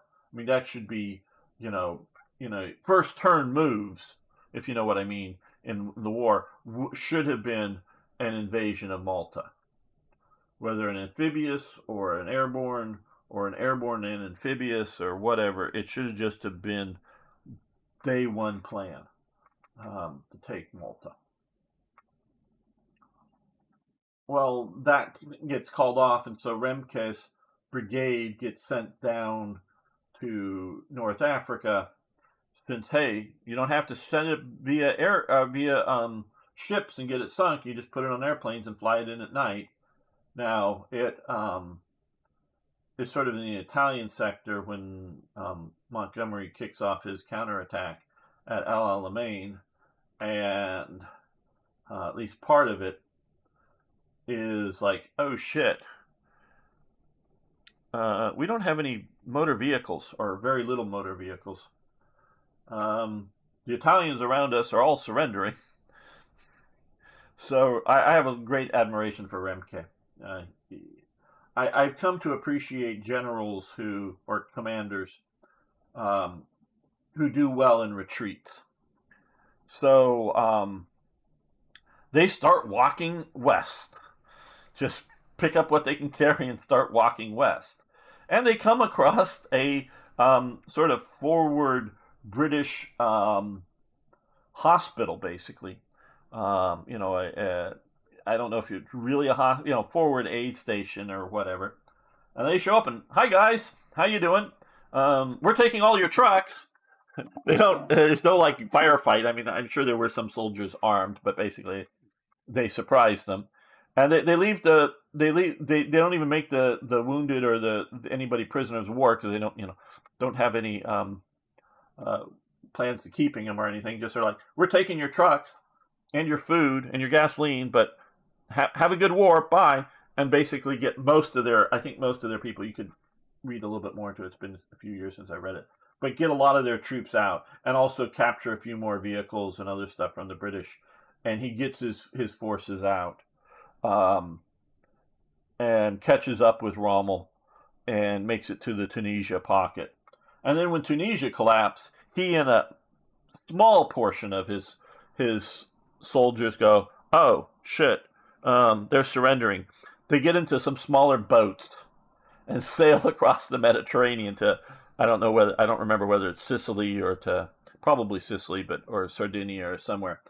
And it's not all of his forces, but he gets some of his small number of his forces out of the Tunisia. And realize the Tunisia surrender happens roughly at the same time as the Stalingrad pocket surrender. And of the forces, they're about equal in size that surrender. Now, there's a whole lot more Italians than Germans in the Tunisia pocket that surrender. It's what kills Italy's army. I mean, they try to, rebuild with German support after that fact, but that's huge numbers of Italians and Germans are lost in the Tunisian pocket. And there's a really good Twitter or X now account that I follow. It's called, I believe it's Tunisian Stalingrad is what it's called, and he's actually gone down and visited. He'll post photos from the period and photos that he's taken in 2022 or whenever. He's visited the region a few times, and he discusses the whole Tunisian camp, just the Tunisian part of the North Africa campaign, and looks at it and sees that, and he's very right, that it's as big a disaster as Stalingrad for the Axis. Not as big as disaster for the Germans, because there isn't as many German forces, but it just, so much of the Italian army is destroyed there, or captured, or whatever. But had the Germans sat down, like Bevan Alexander says, and secured, and figured out what they needed, and they could have. It's not could they have. Oh, they could have. The Germans can't magically whistle up shipping in the Mediterranean, but you can, in the time scale that you're looking at, build a few more in Italian ports or other captured ports, a few more transport type vessels quickly. You got air attacks, whether you force Turkey into the Axis or not, I don't think you need to, but particularly with the Vichy French controlling Syria until the British take it away from them, but you could move into there quickly enough from places. You can move from the Isle of Rhodes, which is Italian controlled. It was Italian property prior to the war, so it's long-term Italian. It wasn't Greek. And takes Cyprus and then move into Syria. You can also, keep the administration of Vichy France in North Africa. The guys that are running the towns and running whatever, like you are in occupied France, but just occupy North Africa on the way to secure Gibraltar and put forces there. Had you secured the Mediterranean, particularly, and pushed down a ways, you don't need to necessarily take all of the Red Sea, but had you done that, had you put a force in Morocco, and had you put a force in Egypt, that's going to be very hard to push out of, because you now have the ability to use the Mediterranean. It's no longer an obstacle with British submarines sinking, your supplies. It's now a roadway. It's now a secure means of supply. And so imagine the Americans, without Gibraltar, whether you can convince Spain to come in or not, I don't know. But without Gibraltar there, you can shut down, and if you put a large enough bunch of the Luftwaffe and the Regia Aeronautica down, actually base it in, Algeria or Morocco, you're not going to be moving a large fleet through the Straits of Gibraltar. It just, because you got to realize when those invasion fleets come, the nearest bases functionally are Sardinia and Tunisia. And they're not even in Tunisia at that time. Yeah, actually, when they come in, they're not even in Tunisia. So it's Libya and Sardinia are the nearest Axis bases to air attack any fleet coming into the Mediterranean. Had you had a bunch of, if all you're fighting against, and this is a thing. If unless it's 1945 in the Pacific, where Nimitz has so many carriers that he's able to launch carrier-borne attacks against, what would effectively be mainland attacks against Japan and win. Normally, the carriers can't put enough aircraft up. You don't see, say, things like the Americans using carriers to attack Italy. Yes, there are carriers in the Mediterranean that are attacking Italy, but there's also all the land base initially out of Tunisia, attacking Sicily, and then from once they get Sicily, they're basing out of Sicily, and the Navy's carrier force are just adjunct. And when the British are trying to relieve Malta at different times, send in supplies, at least one time they do use a carrier, but the carrier only goes so far into the Mediterranean, and is using for a while is sending the aircraft off to fly cover for the convoy, but then it turns around and goes back because it knows that if the carrier comes in too close to Italy, it's going to get swamped with a bunch of Italian aircraft and just sunk, because even the Italians eventually will drop enough bombs to hit it. So you really can't use carriers, like I said, unless it's 45 against Japan, and Japan's already being wrecked. And yes, Curtis LeMay is at that point also running bombers out of Guam and just bombing, high altitude bombing Japan, which is wrecking their aircraft factories and all that. You can't really use that, and you don't have sitting off the coast. I mean, they could try to take some of the Portuguese islands out there, the Azores or whatever, and use those as super carriers, if you will. But you don't have the sort of unless they do that, you don't sort of have like Britain as being a carrier to attack mainland Europe. You don't have that to push into North Africa. So you have to to move in. So get through Gibraltar is basically a no-go. So you have to land in Morocco. And to get from Morocco to Algeria, there is a railway, I believe, going through there. But it's a very tenuous, very rugged environment that, yes, the U.S. with all its logistics can do so. But think of it from the Axis perspective. The Allies are coming either from England or from North America and supplying to the beaches, and if you set up, somewhat wrecked ports of Morocco on the Atlantic coast, they have to move, and the big question is, do they want Spain in the war? So do they attack Tangiers up at the north, or do they leave it? If they leave Tangiers alone, which they probably would have, you got to move across the bad deserts. And yes, the Americans could do so because they can logistically move across the Himalayas if they really, really, really felt like it. Because you can look at the Burma Road is not through the Himalayas, at least not proper. But the U.S. could build a road across the Himalayas in the 40s if it really felt so.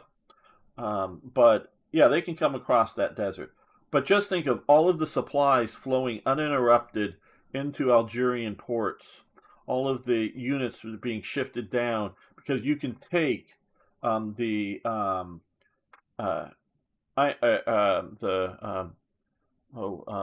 Ersatz army, the sort of reserve army in Germany. You could easily pick up a couple of those panzer divisions and move them down and rush them down and fight there. And so you can easily come in and hammer it. You can move all kinds of air power down in there rapidly, and so that's going to be a really tough fight to get through there.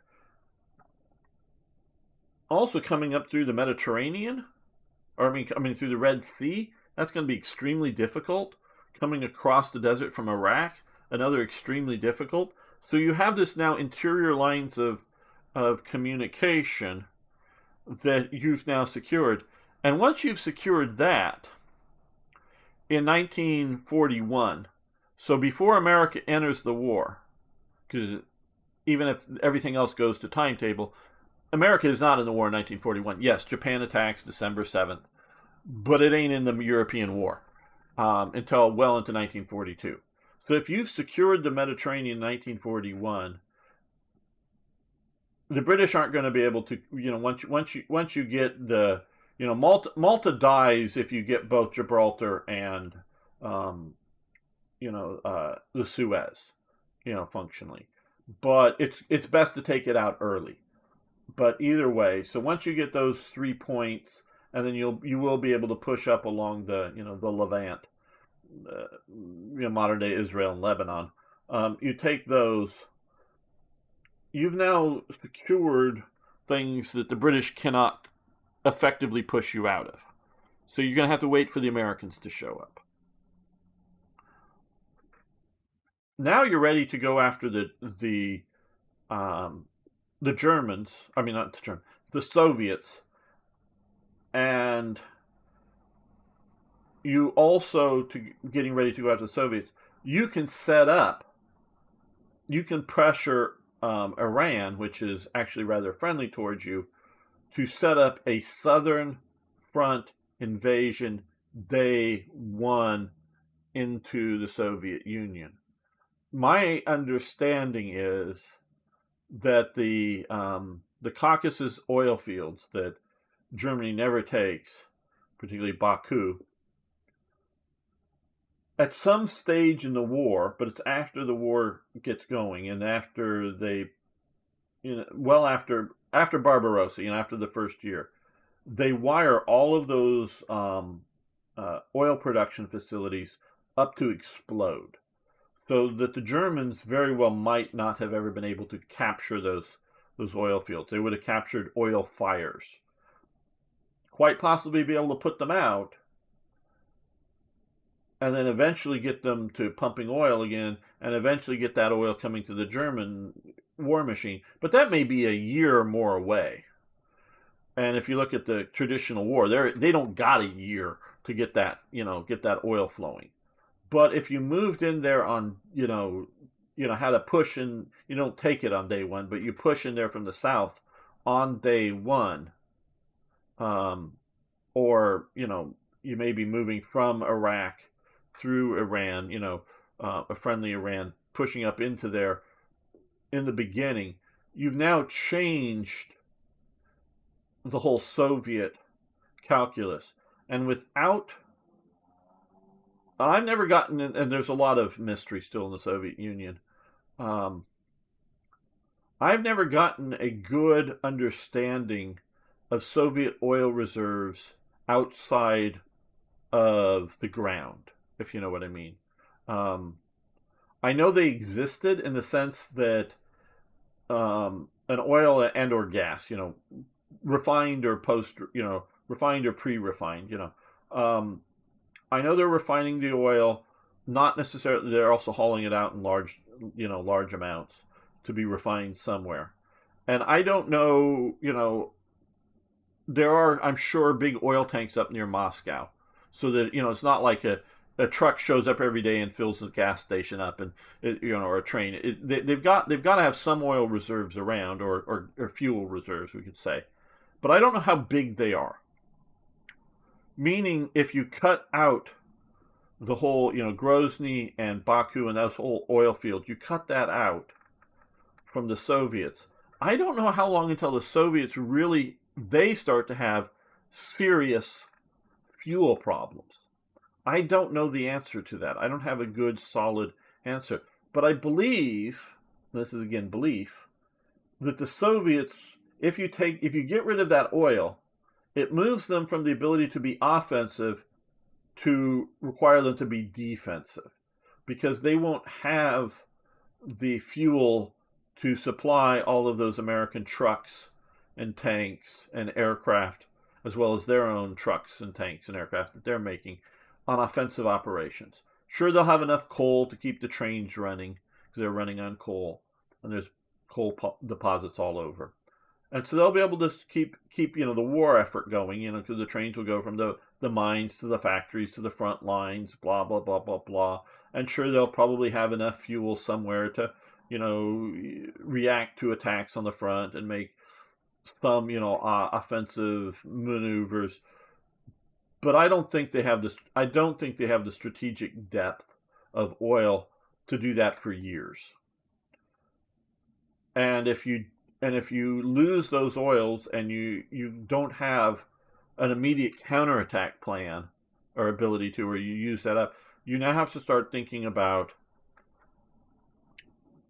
1, 2, 3 years down the road, and you don't want to use up your oil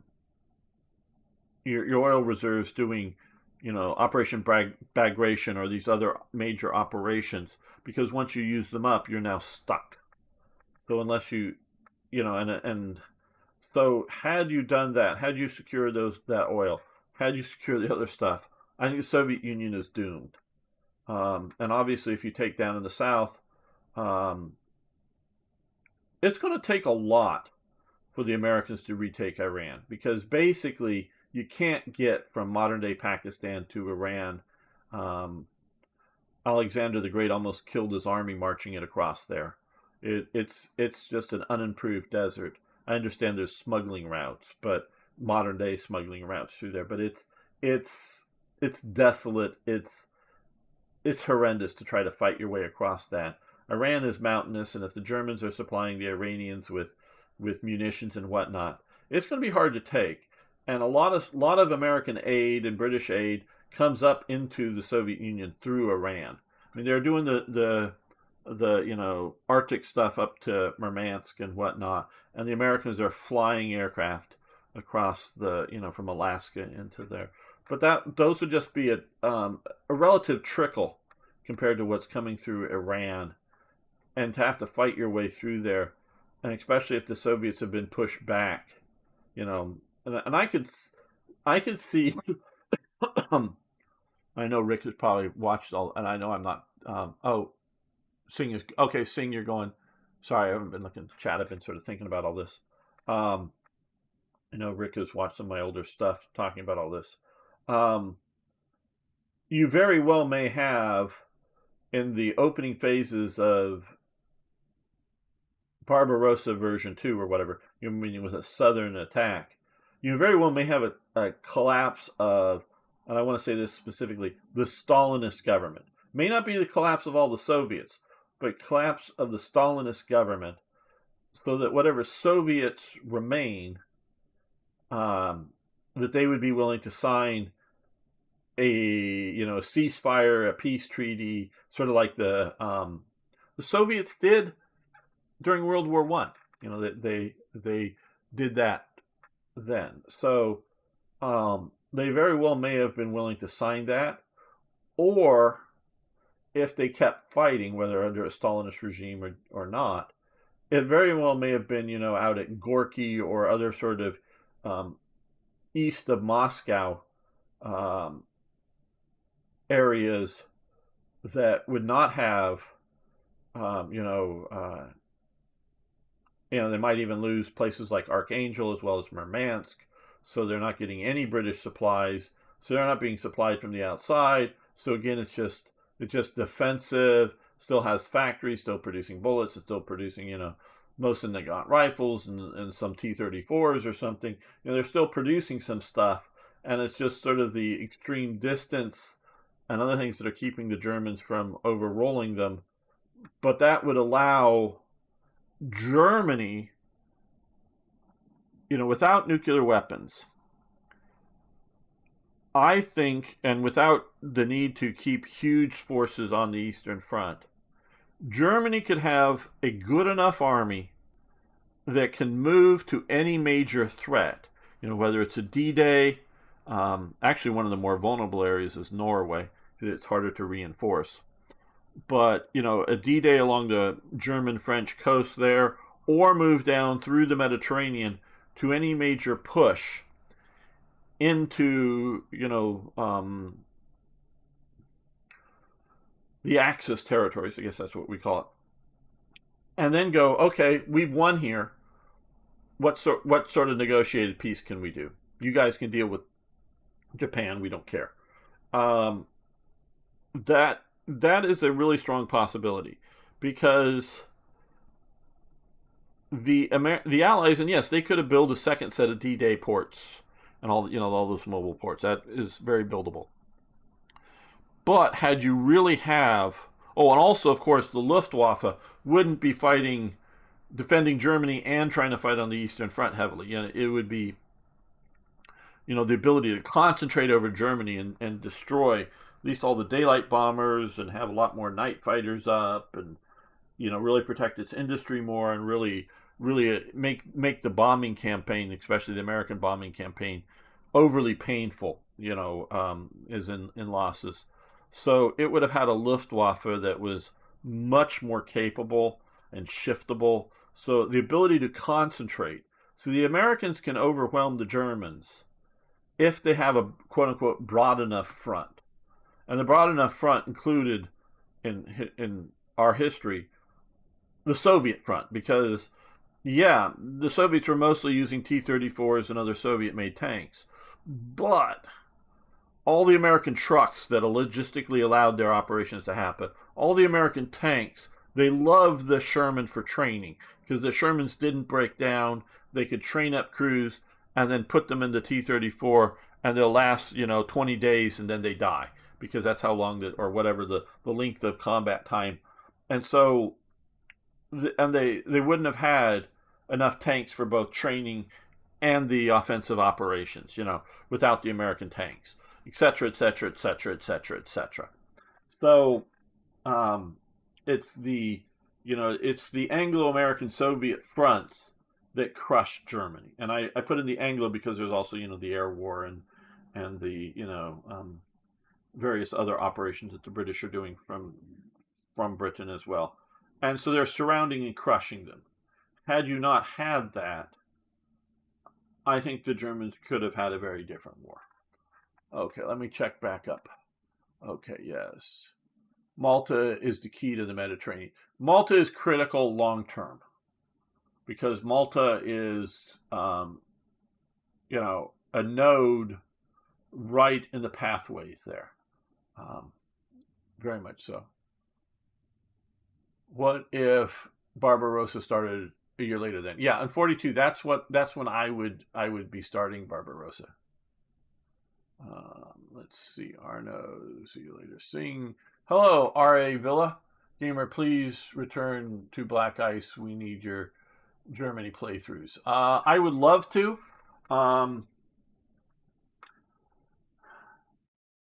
Honestly, I still want to do 2 more playthroughs of Black Ice. I have not literally have not looked at Black Ice in over a year. Some of the design decisions that the Black Ice team were making, I disagreed with. They were actually helping me undo some of their divisions for my mod. Meaning if you install Black Ice and then install my mod, it would undo some stuff. So I don't want to there wasn't any hostility between me and them. I just had disagreements with their decisions, and they were actually helping me be able to undo them, but it was a lot of work. I had one guy who was helping me, who's been around and is still a friend, but his life got complicated, and then my life got complicated, and I've been moving. So someday I want to go in, and I would really love to have 1 or 2 partners who would be willing to put in the time to learn, and I could maybe teach enough. I mean, some of it you got to be able to learn on your own, but to do the mod right, and then sort of lock it in, and get a lockdown version of Black Ice to work with my mod and some of the other sub mods. I don't know how much Revolver Held would want to, because he's now gone off and does his own thing because I've stopped. But we used to coordinate pretty heavily, and not step on each other's toes. But to make sort of what I would think the ultimate version of Hearts of Iron 4 would be,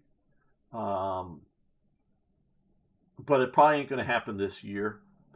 Though I love the game enough, and I might be motivated a year or two from now to do it. I know that sounds like a long time, um, but I don't want to. I don't want to just get in and install the current version and just play it. I want my mod to work properly with it and a few things. So there's a lot of work to do. RA Villa, but I'd love to get back to that. Okay, I had some groceries. Black Ice on Hawaii 3 is what at least I'm talking about. Um, I've given up. I've basically given up on um, uh, Hearts of Iron 4, Black Ice, and other things. It's just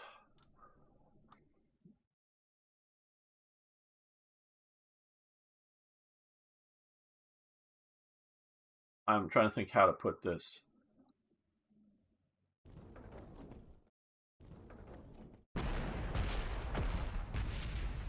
Hearts of Iron 4 has some really wonderful features. But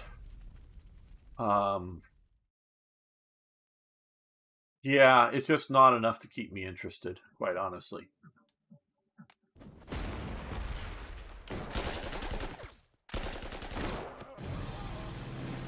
Okay, last turn here. Let's see what we can do.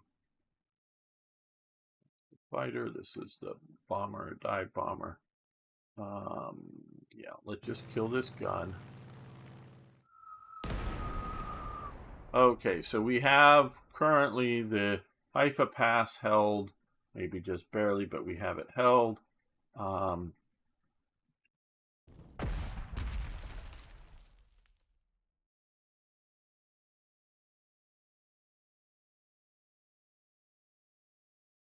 Rafe these guys.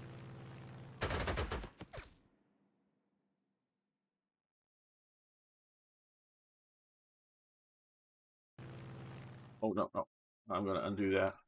No, I wanted these guys here. Yeah. What we got?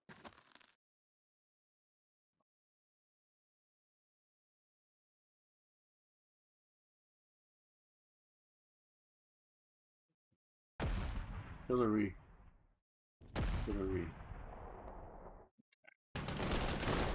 They're in a pocket.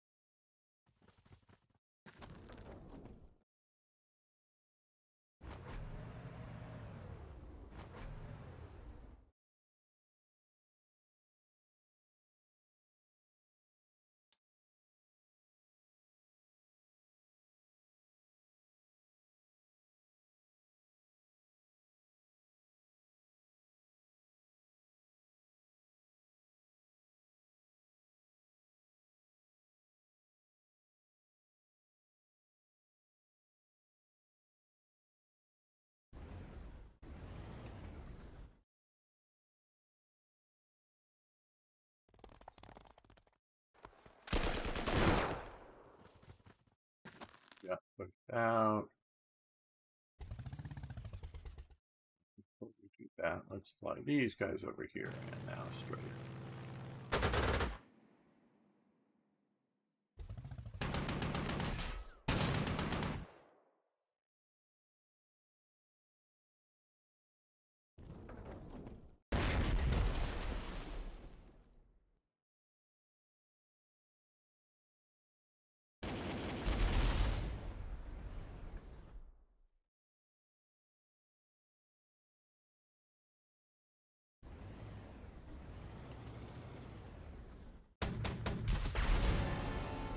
Well, that's actually an overrun. Good.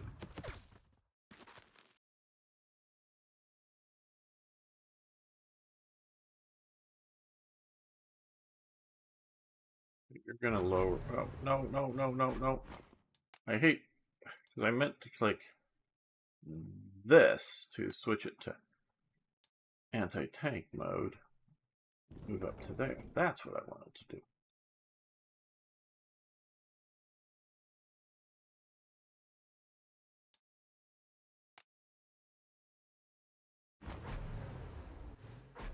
Okay.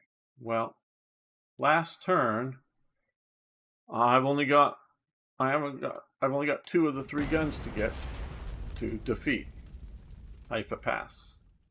Let's see how this goes. Do I replay this or do I get to move on?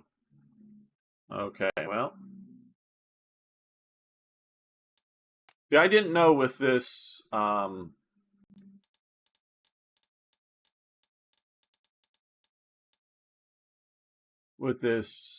current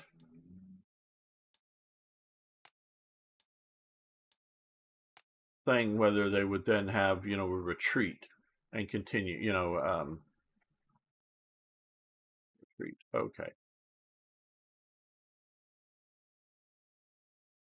Well,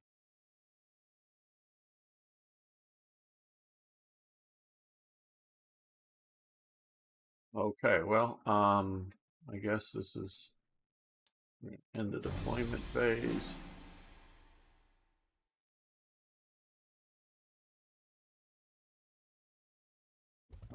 Come up and show me what's up here.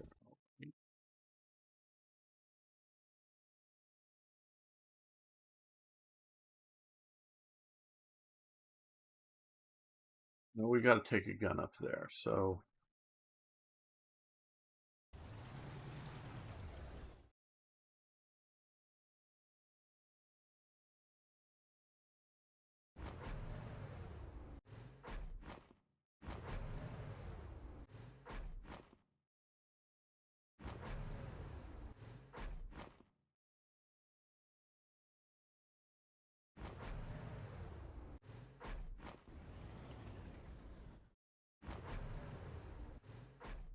well,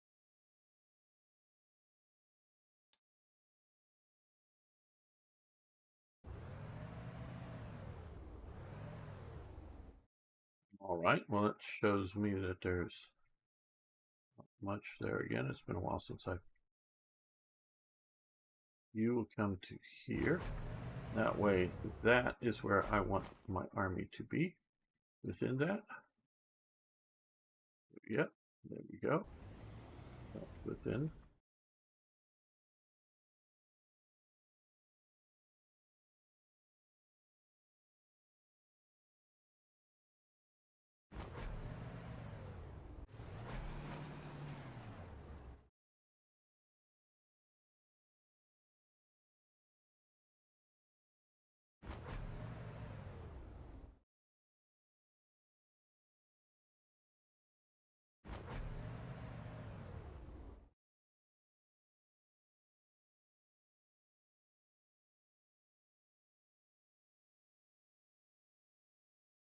Hope there's nobody over there. Last weekend I played this, so I don't remember all the details.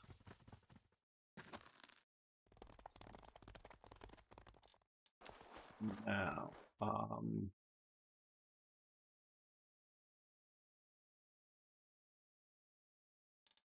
we don't want this. Okay, we're going to leave all of those back at the airbase.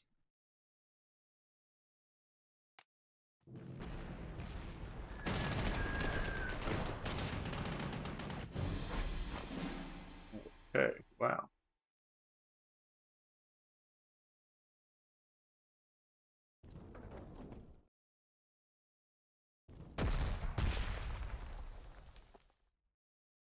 First, we need to take care of this.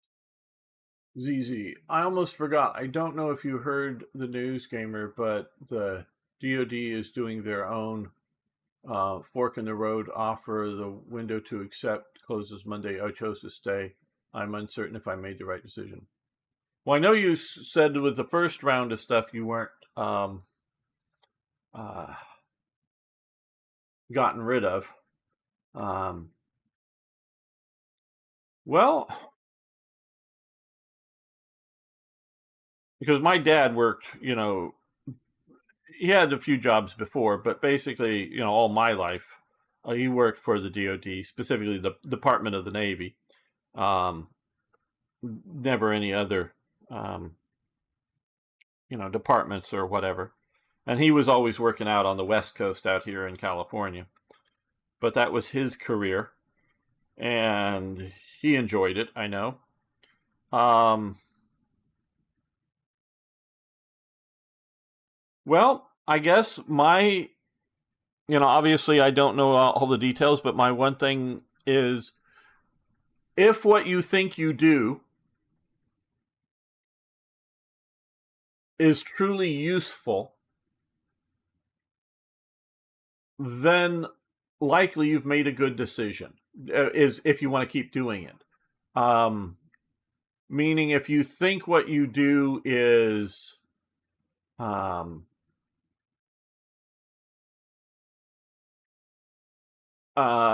nice but unnecessary, or maybe instead of useful, maybe I should say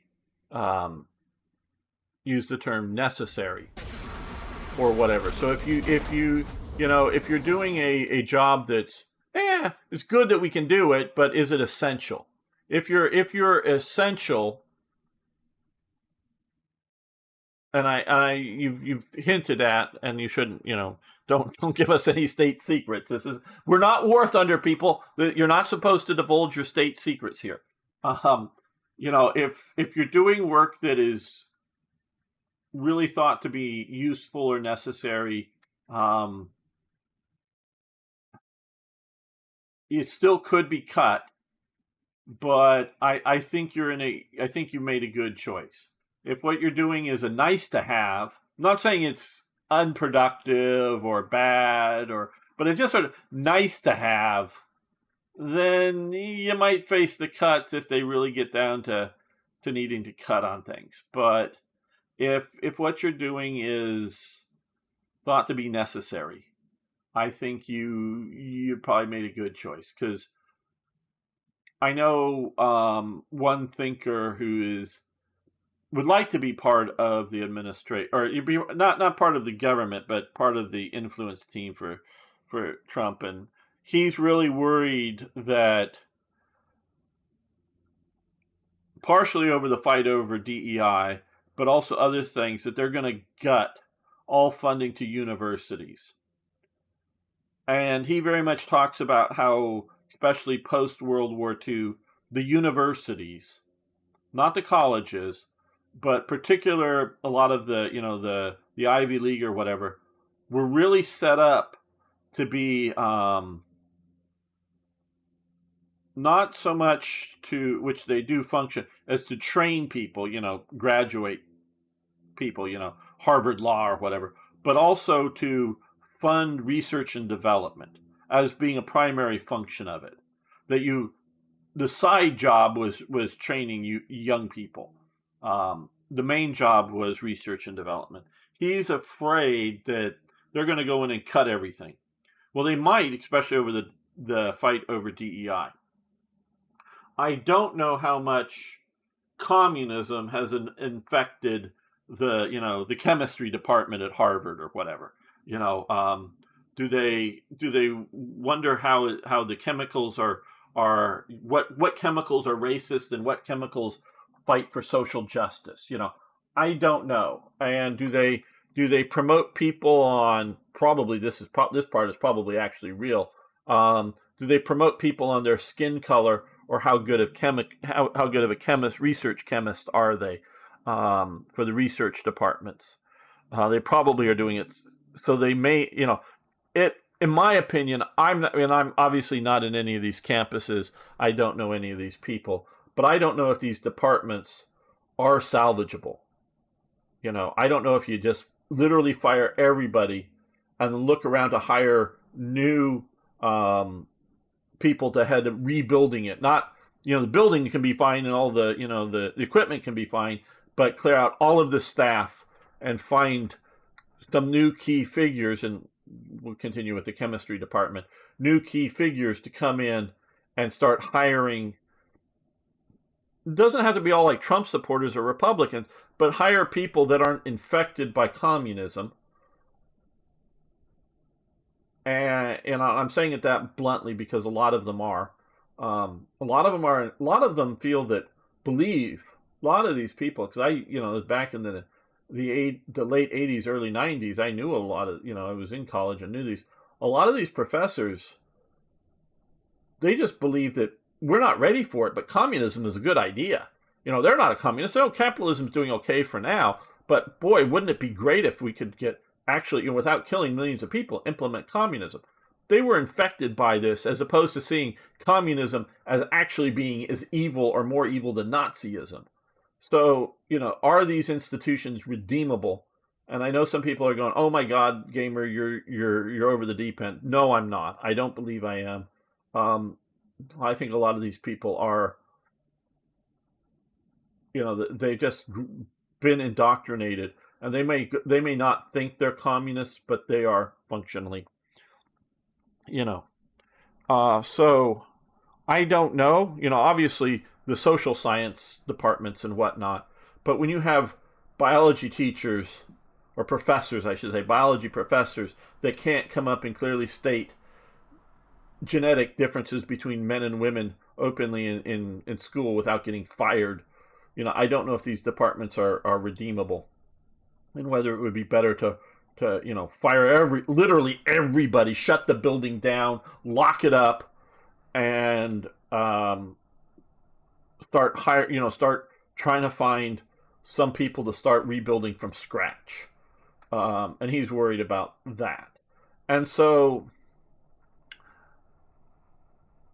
we could see other major cuts, and I can look at historical, post World War I cuts to the defense spending, but with the violence, and I'm going to in a second here go up and get a Coke, but with the conflicts that are breaking out around the world, I hope our decision makers are going to be making rational decisions, both about current day spending. Do we buy more M113s? Do we buy more Bradleys? Or do we develop the new, latest, greatest super, APC, IVF, or whatever, infantry fighting vehicle? You know, both today's decisions and decisions for the future. And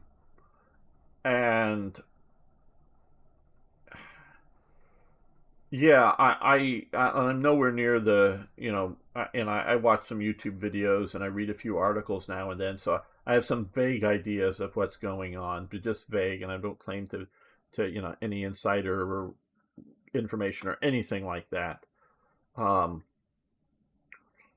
But I hope the Defense Department, that they may, sometimes you may go in and shut something down only to reopen it a year or two later, just once you've reorganized things, if you know what I mean. Which could really suck if you're getting to even just a year or two shut down, and you may get your job offered back. But I don't know. But I think if you're doing necessary work, I think it's a good idea to stay around. And folks, DoD is indeterminately long hiring freeze. It is Schrodinger's job for civ employees, yes. What is concerning, though, is most of the top leadership at my agency took the early retirement. Well, that may be a good thing, because those are the ones that are politically the problem. And maybe this will free up things for you, as in free up upward mobility. I have heard contractors doing R&D not paying scientists for over a month because new Treasury employees delayed contracted payments. Hey, MMDB, how you doing? Yeah, and I'm sure that's true. It's somewhere in the system. Let me get a Coke. I want to keep talking, but I need a Coke. I'll be right back. Give me a moment, and then I'll continue. Post comments. I'll read them when I get back.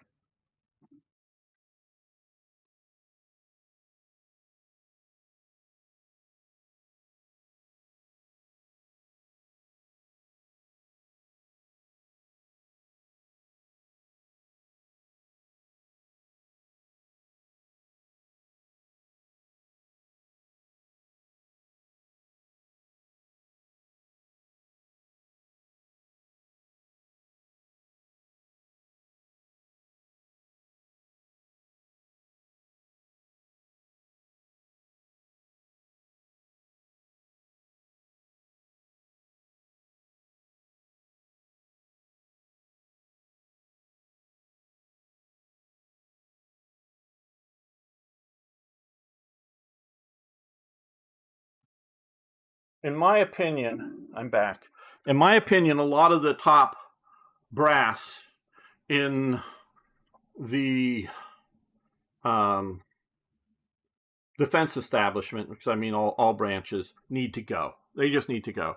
One example, and I've heard from Subbrief and What's Going On with Shipping, 2 YouTube channels that cover the topics. The admiral, and we could look up his name if you wanted me to get details, but the admiral that was in charge of the littoral combat vessels, those were sort of the trimaran, weird sort of modular ships that utterly failed. Utterly failed.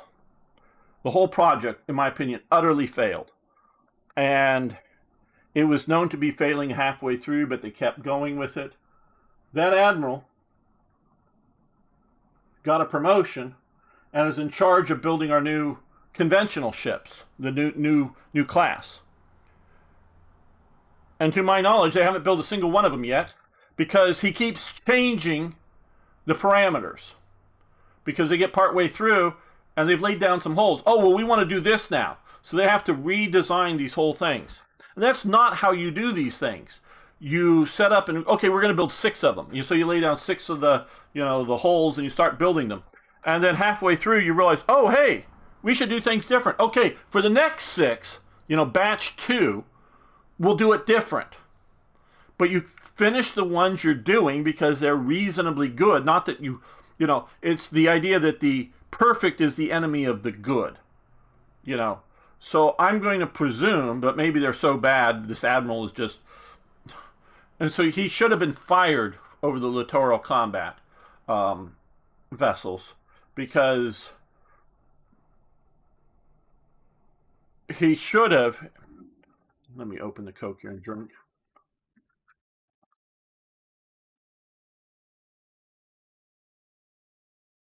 If he was competent, he should have seen that there were the problems with the littoral combat vessels. And then, to the point that these vessels, the Navy can't fix them, both physically and legally, because the Navy doesn't have the schematics for them. Because they were designed, we're not going to do repairs on board the ships. We're going to have contractors do it at base because that'll be cheaper than having the Navy do the repairs. But it ends up being 2 or 3 times as much in actual fact. But partway through the program, he should have realized all these problems with it and told them, no, this is not how we're going to do it. And then when the powers that be, he's in charge of the program, but whether it's the Congress, mandating that it's happening, or whether, because Congress can mandate these things, or whether it's other higher ups in the DoD saying, no, we're going to do this because we're all going to retire and get jobs from these defense contractors. He should have resigned his commission, or either resigned his commission or quit, resigned being in charge of this thing and protest because it is that bad. But he didn't. Okay, he didn't do that. He should have, because if he should be willing to go, my career's over. I'm not going to get a job in the defense industry. I'll go to work at McDonald's for the good of my nation, and I'm going to say how much billions of dollars we're wasting on this. But he thought, hey, you know what? It's my career. Hey, we're not going to be in a real combat war that's going to matter. So it's not going to matter if these ships are literally cracking and falling apart structurally shortly after. And they're supposed to be fast, but if you drive them faster than 10 knots or something, they literally start to come apart on them. And so he should have come out and said how bad this thing is. But he went along to get along, so we spent probably trillions of dollars on this program that were, an utter waste. So that's just one facet of all of this that's been going on. So as you can tell, I have a serious problem with that. And here, Now that we have a few more people here, Folk, ZZ, Arno, would you please answer this question? And you can include the nation if you want to. I know some of them you don't have to. Do you think your nation is ready for war today? Not that it's going to go to war, not that it should or shouldn't go to war, but if for some reason, they were going to be attacked, is your nation ready for war? If you're from Canada and you go, well, nobody's going to attack us, so we're fine. No, if the U.S. is going to attack tomorrow, do you have a defense plan against the U.S.? Is your nation ready for war? Because we're looking at Italy here, and Italy was not ready for World War II or World War I, but it wasn't attacked, it wasn't forced into it by some whatever pressures. It voluntarily joins both of these wars, and it's utterly unprepared for them. And I'll get to ZZ's comment here in just a second. But I would like... So, Arno, you think your nation is ready for war? A war? You really do?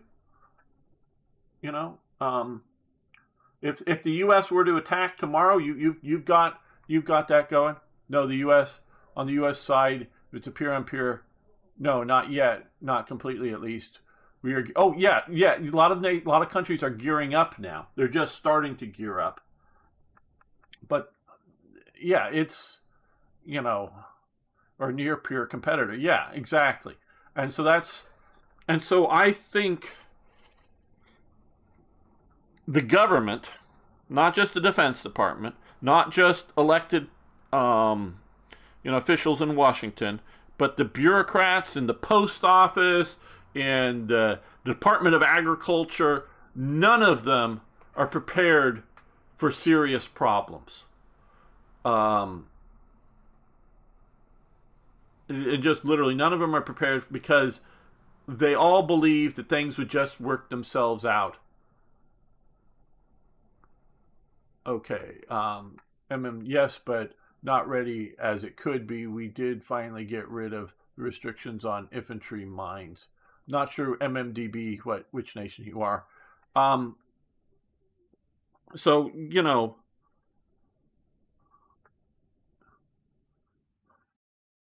and it's things like, oh, hey, yeah, Princess Diana's, what would you call it?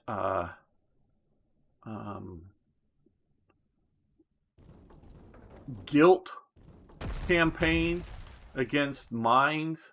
Finland. Okay, Finland. Yeah, I may have known before. Finland. Oh, you shouldn't do mines. Mines are bad.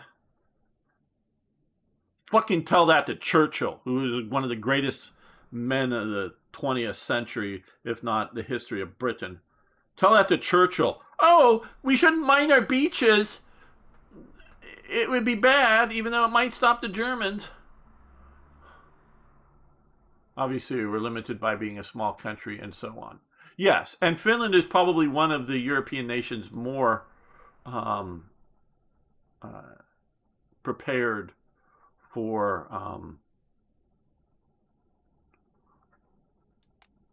actual war than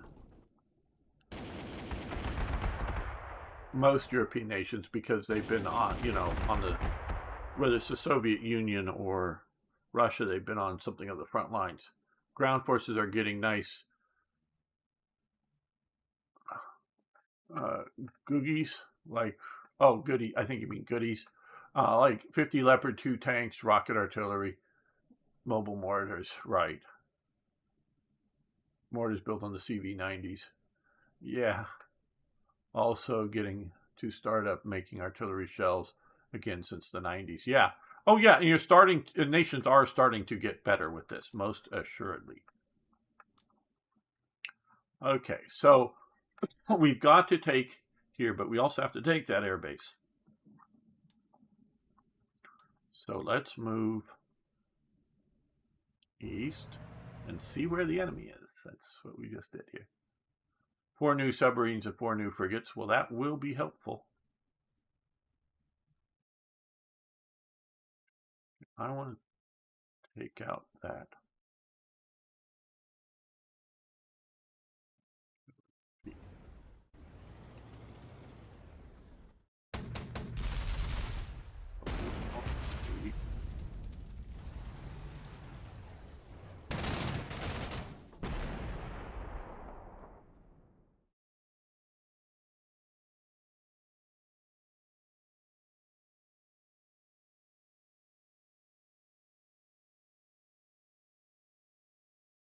This is counterfied. Yeah, good. This high ground covers all that with AA coverage.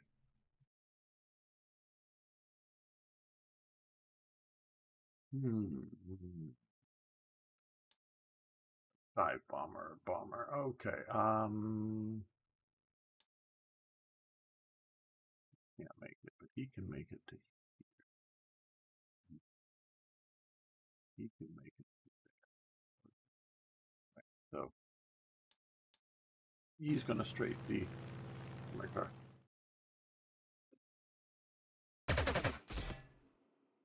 And I would contend that the most important thing for any government to do is be able to defend the nation. Nothing else matters if you can't defend the nation. Everything else can take a back seat. I'm not saying it's for the best or something, that, but if, like, in Europe, if they stop paving the roads, I'm talking the national government, not necessarily local government. But if the national government stops paving the roads and funding the roads, and if the national government stops funding the health system, and if the national government stops giving pensioners, money, what's going to happen? The pensioners can go begging on the streets, and the pensioners can go, if they have any relatives, go ask for food. But if they don't have, a secure nation, it doesn't matter. Now, I know it's been the U.S. nuclear umbrella, and it's all seemed like, hey, we're all good here.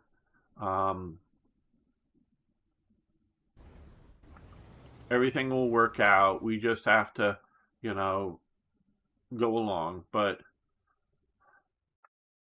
the world isn't as nice and peaceful as maybe you or they would like it to be.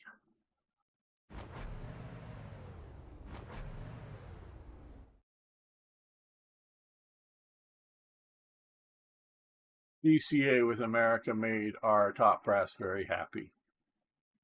I don't entirely get that. DCA.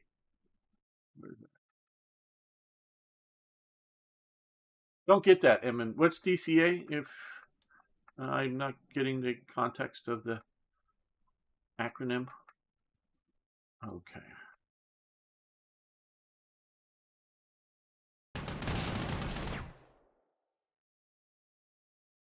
If I go there, I lose my trucks. I have to abandon the trucks. Oh, defense and cooperation agreement. Oh, yes. Well, you've joined NATO. So you're no longer that supposed neutral nation, buffer nation between NATO and the Warsaw Pact that Finland was fictionally supposed to be. So yeah, that's good. And I'll tell you, both the sentiment of the American people and the Trump administration is supportive of European allies who actually step up and work for their defense. And this isn't just, there is a bit of it. It isn't just that paying your fair share kind of thing. Part of it is that if conflict were to break out, whether it's with Russia or if France and Germany decide to fight each other again just because, hey, for old time's sake, we want to, start shooting at each other.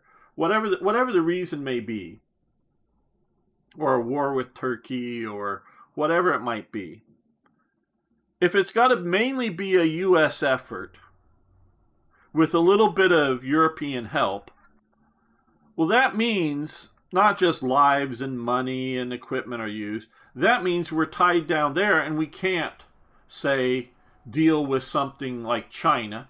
Or if chaos breaks out in the South America and we need to intervene, or chaos breaks out in the Middle East or Africa or something and we feel we need to intervene, it ties us down. But if it's like, and I know I was saying this last week, if it's NATO or if it's Europe with a little bit of American help, that's an entirely different thing. You know, if it's European led with American support, including ground troops and, you know, strategic airlift, but it's with American support, but it's, you know, mostly a European thing. Well, America would be able to do that and then still be able to have the wherewithal to face off against China or other threats. So, and it's gotten to the point that it needs to be an American-led thing with, you know, oh yeah, hey, Denmark, yeah, it sent some troops and I think they did just fine or whatever to Afghanistan. Great, thank you. But, you know, it's America leading the way with a little bit of support from here or there or whatever. And it can't be that. And if it, you know, and we also need to talk on things like the Red Sea. Yeah, I know France actually got in there and was escorting some of their ships, you know, from the Houthi. But why shouldn't it be a lot of the NATO, you know, or European NATO coming in to deal with the Houthi and the Americans helping out instead of the Americans doing 90% of it? You know, it needs to be a balance, and it just hasn't been since the end of the Cold War. And so this is what's gotten Trump pissed off. Now, the one strategic problem is most of the nations that are most likely to end up fighting are the ones that are actually doing, you know, and have been doing, like Poland, proper defense spending. It's the other, France, Italy, Germany, Britain, Norway, Spain, whoever, that have just been phoning it in for the last 20 or 30 years. And so, yeah, it's that kind of thing. And so it needs to be that sort of, you know, that sort of partnership in that we support you, but you do most of the you know, locally within there. Now, it's, again, like whether it's in a place like Afghanistan or if we have, you know, because it was close, I guess, we might have attacked Iran just recently, but we're going to negotiate with Iran. And I agree, and no nuclear weapons for Iran. I'm sorry. If it needs to go to war, it needs to go to war with Iran. Now there could be attack, because in my opinion, right now, and since Carter was in office, since what, 79, Iran has been in a state of what did I say in a tweet?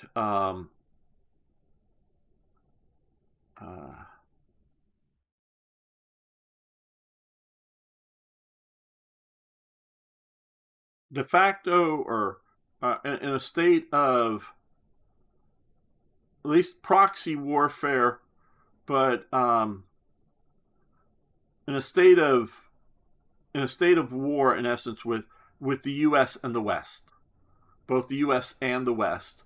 They have been in a mostly using proxies, but they've been in a state of conflict, not just with Israel, but attacking the West since Carter was in office, since 1979. So it's not like it's peace and everything's fine, or we're going to start a war. No, they are already actively working on using proxies and other means of attacking us, including the shipping in the Red Sea and other things. So Iran is already fighting us. The question is how openly do we want to fight back? Now, we could bomb the hell out of them. We don't have to put troops on the ground. And I would say again, Iran is a strategic danger to the U.S. in the sense that it could, you know, I've always thought the idea of if it has nuclear bombs, just nuclear bombs, we're not talking about missiles or anything fancy, just something that blows up that's a nuclear weapon, that they use a shell game put a nuclear weapon in, you know, a lead-lined um, cargo container and do a shell game through the international shipping community somewhere to make it seem like it's, you know, coming from Rotterdam, you know, maybe actually leaving Rotterdam from a port and heading to an American port, and then when it gets there, it's detonated. So a nuclear bomb blows up in our port. Right? That, and that really could mess with you because you can hit 2 or 3 ports, and you could probably get 2 or 3 bombs sitting in, just because it doesn't even have to be inspected. Just be on a ship, on a cargo ship in a port, big nuclear bomb, boom. Okay, so yes, Iran is a danger to us, but if we're talking missiles and plane dropped, whether they're a cruise missile, you know, plane flies part way, launches a cruise missile, or a gravity drop bomb. Iran's a much more danger to Europe than it is America. Obviously, it's very dangerous to Israel. But looking at it that way, it should not be seen as, oh, well, America's going to go to war with Iran. Well, we're too worried about Russia. We're, you know, rest of NATO. We're not going to be involved. No, it's closer to your home than it is ours. Yeah, I know we have British Diego Garcia out in the ocean, but that's probably pretty safe because we probably have anti-missiles, you know, anti-missiles that shoot down things coming in from the air. So we're probably pretty safe in Diego Garcia. So, you know, things can go pretty bad with something like Iran, but I like no nuclear weapons for them.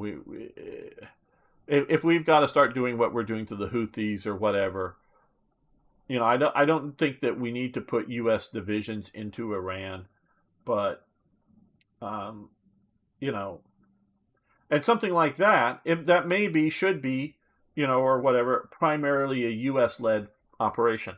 But that doesn't mean that the rest of NATO should check out either. So some things should be primarily led by the Americans, and some primarily by the because he's already shot, so he can move there, and he's going to move there, who's already shot. But now we've got 2 anti-air covering from these guys here.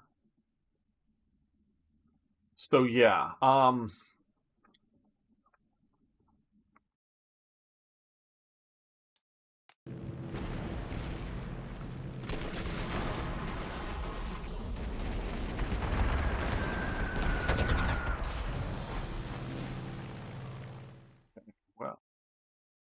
these guys came over here. This is the fighter. This is bomber. So we need to take the fighter out first.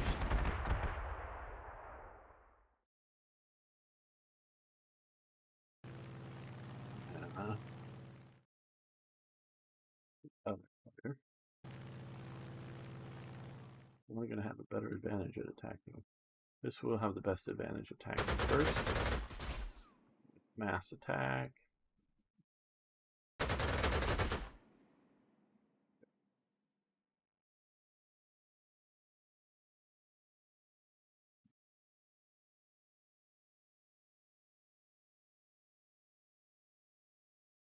I think we're just going to use on.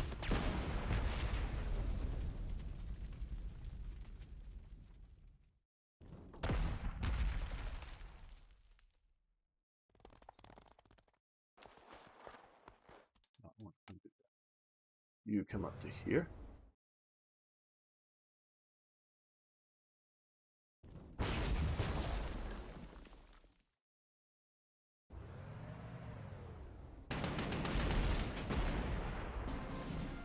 They surrender. Very good. They've shot at these guys. These guys can move up here. They're trapped, so we're going to accept casualty levels.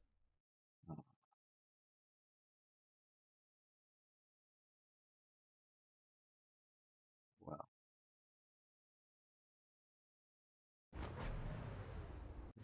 They're trapped.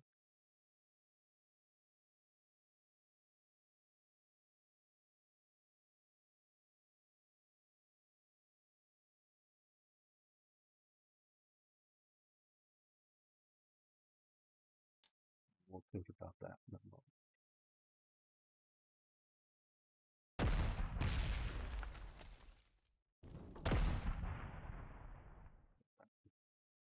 Not overly useful.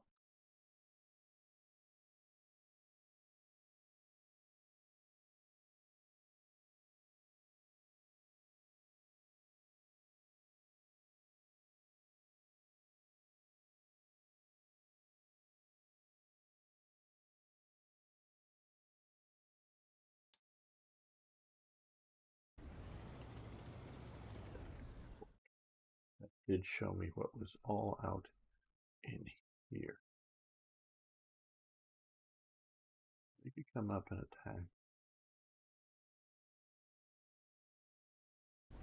And also, circle.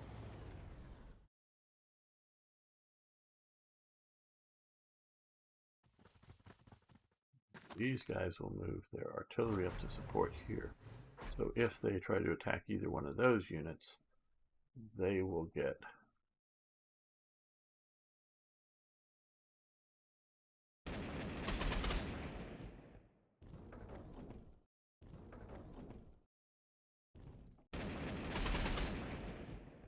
artillery support.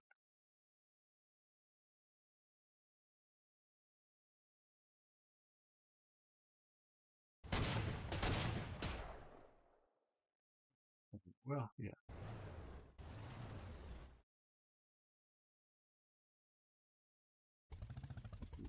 Grind this down. Didn't work out as well as I'd hoped.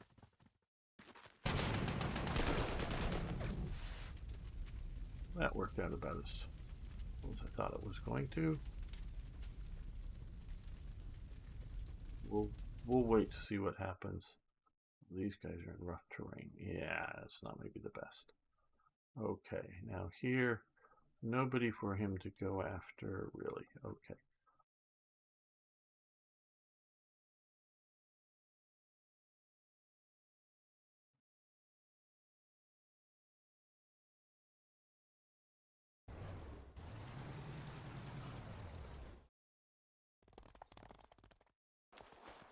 Staying in circle.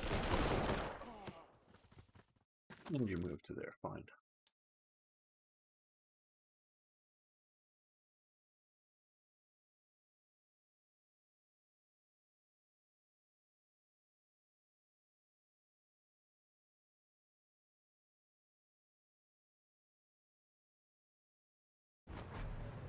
Well, they might attack the artillery, but they'll have artillery support.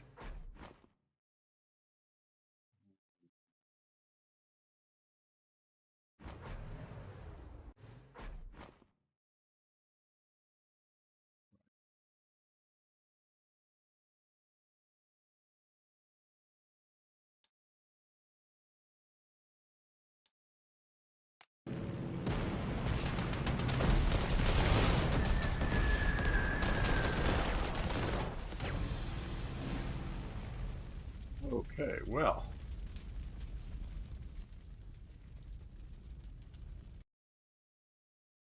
Development.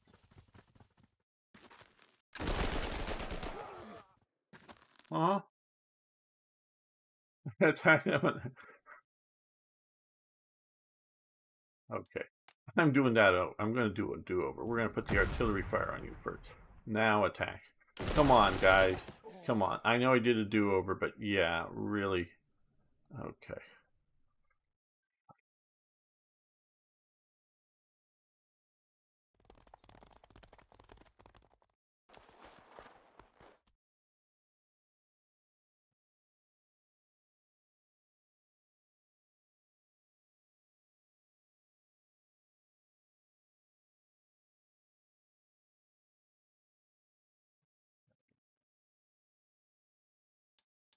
Where can our fighters reach? Nowhere. Yay. Ah.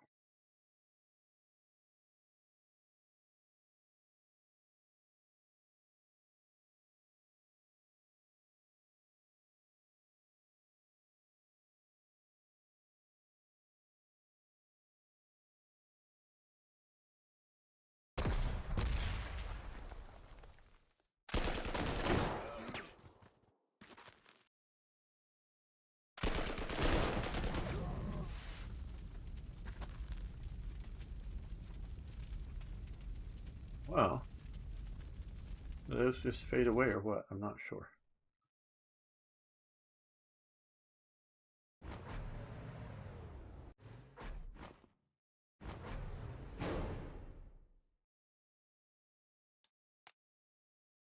Thought they were there. Okay, well,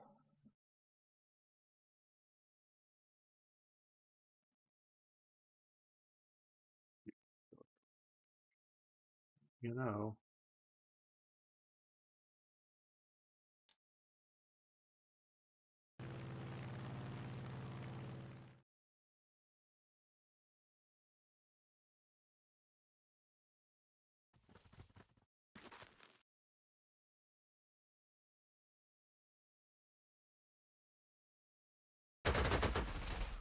take the damage to kill the unit.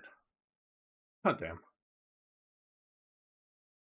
This one has the ability to cover or escort them. Ah.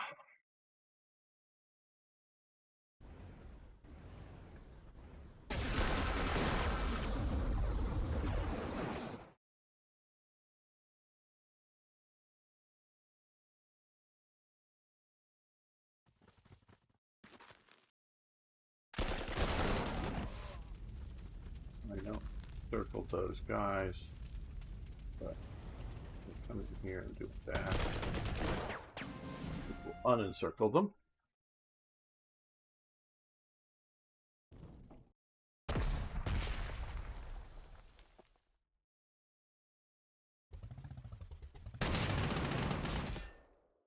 The super trikes.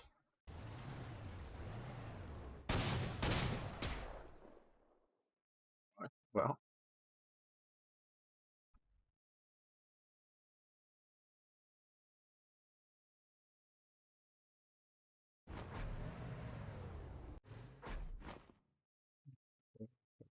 that terrain.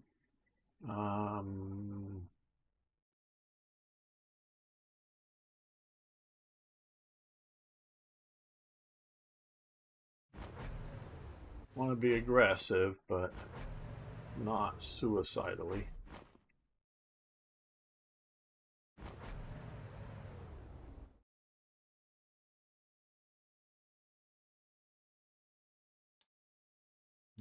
Okay.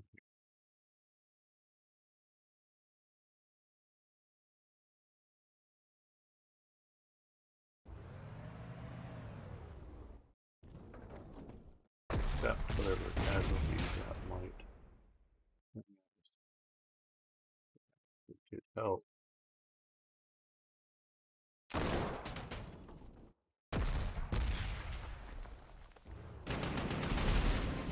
Okay. Draw from here so we don't get attacked.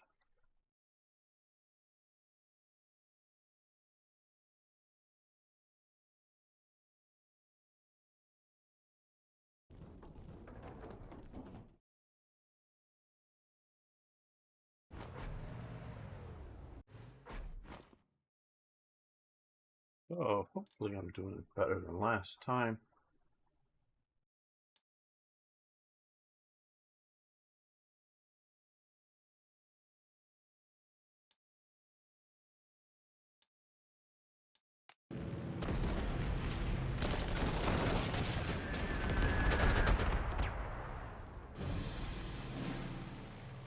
Well, it was punishing, but not devastating.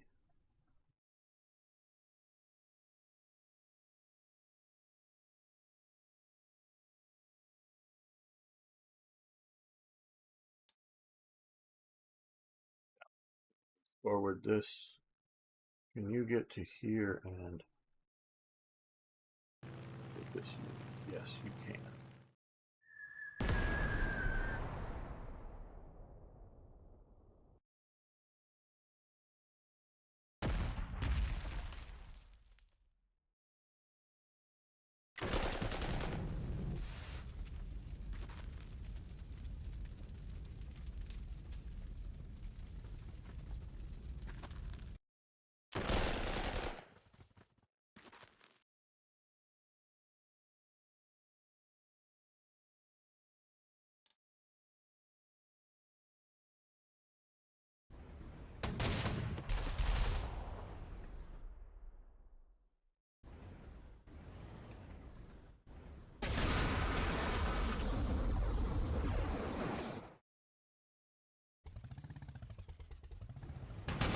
Super strike.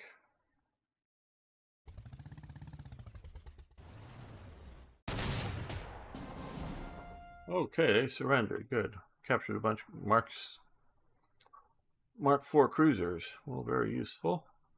We may actually create a captured unit out of that.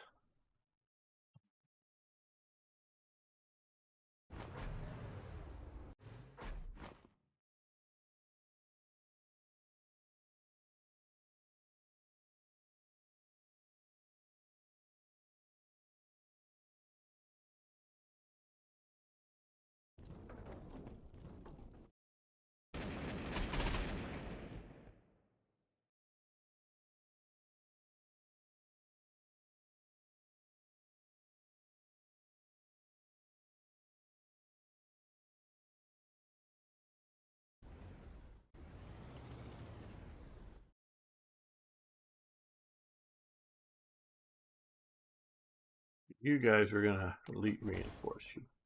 Get you up to some modest amount of capability.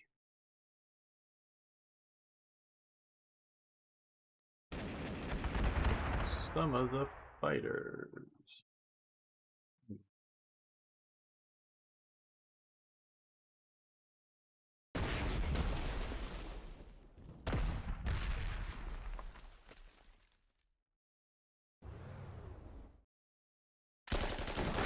Better.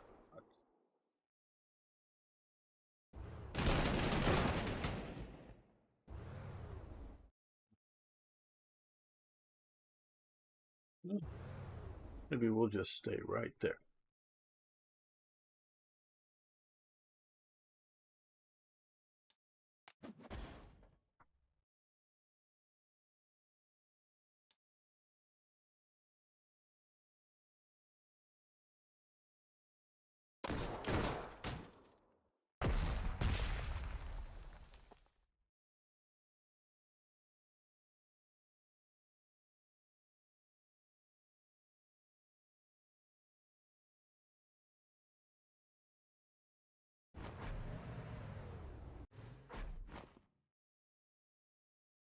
Well, we need our escort to escort this bomber.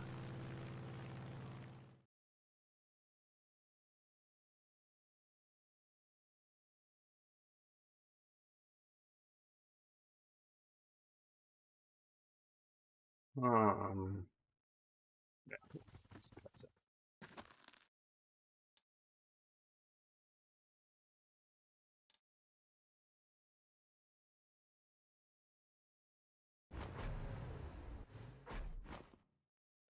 Well.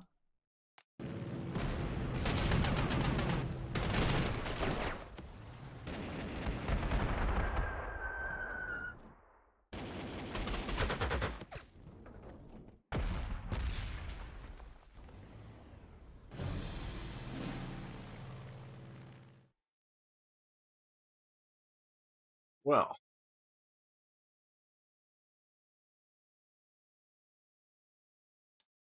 See about it. We'll attack that in a moment.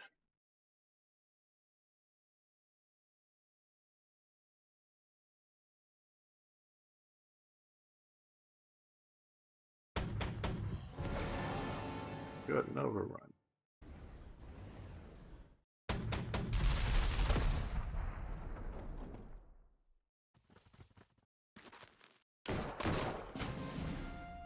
Okay, well, that is better.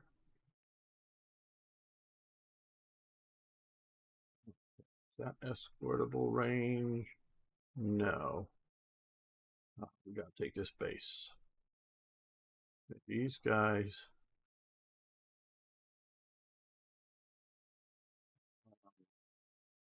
We'll strike at the fighters first.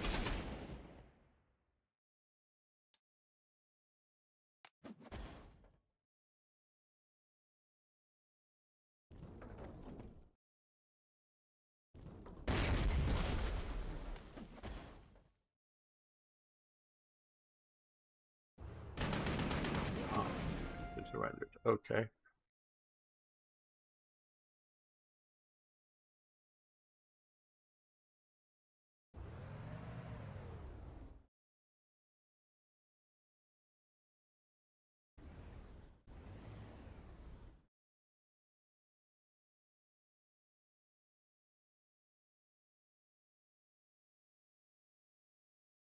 Well, they're surrounded, so start taking them down a bit.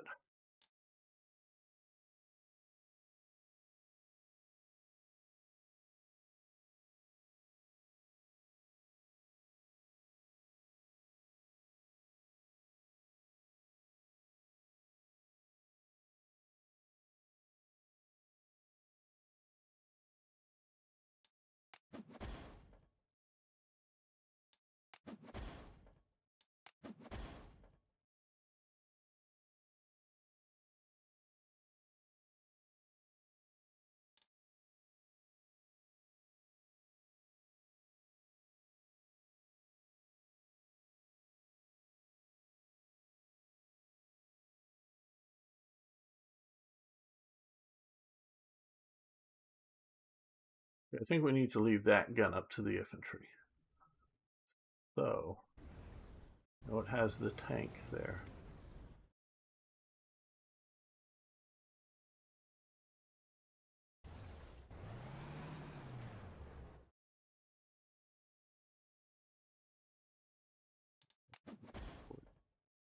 Super trike.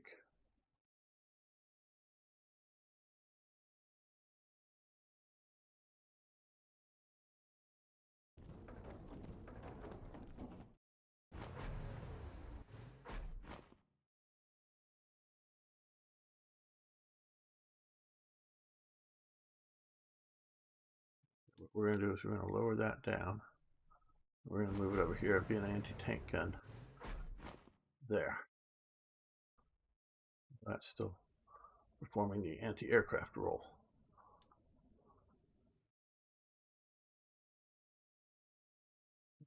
These guys can only get to there.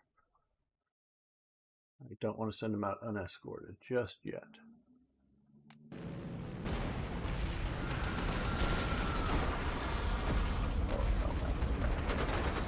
He survived, it looked like, but no. No, he didn't survive. Okay, we lost again. Sandstorms.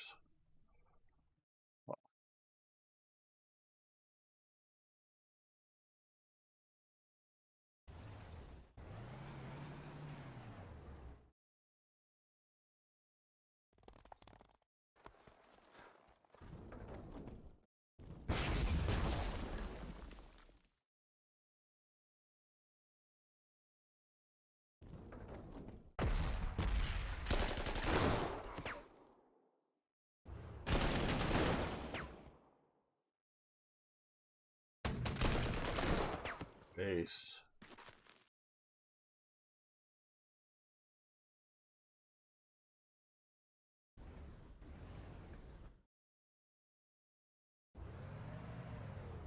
Circles so they can't reinforce. Ah.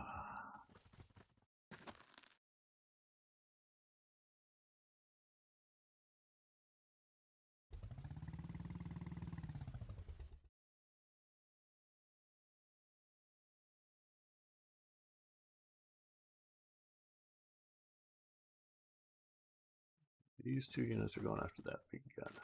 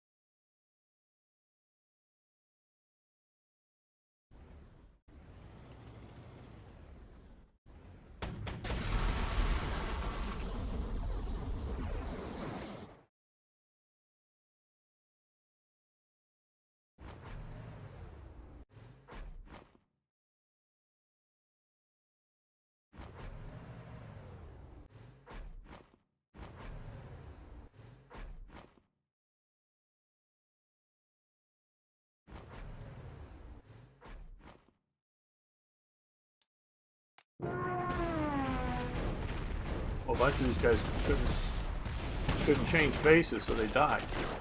But we just cleared up a bunch of the enemy air. That was worth losing the one flamethrower unit, maybe. Okay, you guys can come up here and attack that.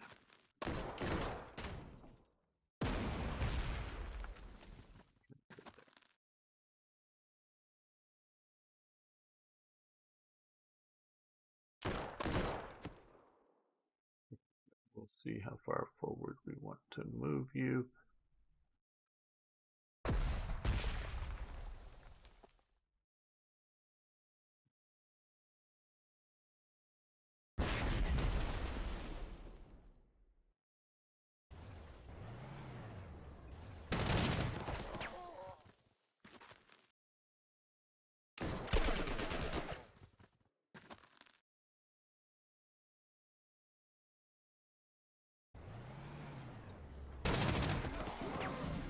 Okay, so got rid of them. Now these guys, change air base or rebase or however we want to say this.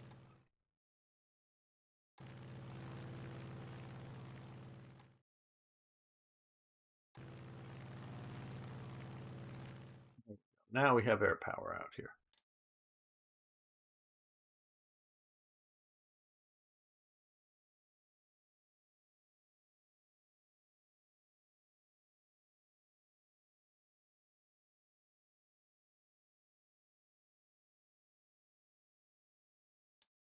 I'm going to turn you into an anti-tank gun.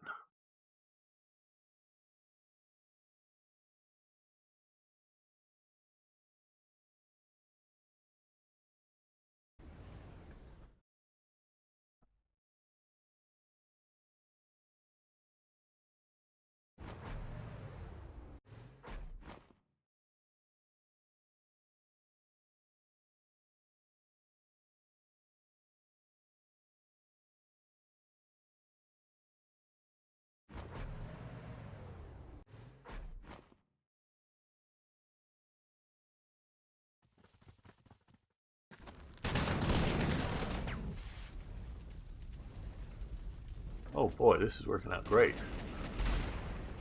Better than I thought it was going to work out. You're going to come up. No. You're going to come up here and be an anti-tank gun against that thing.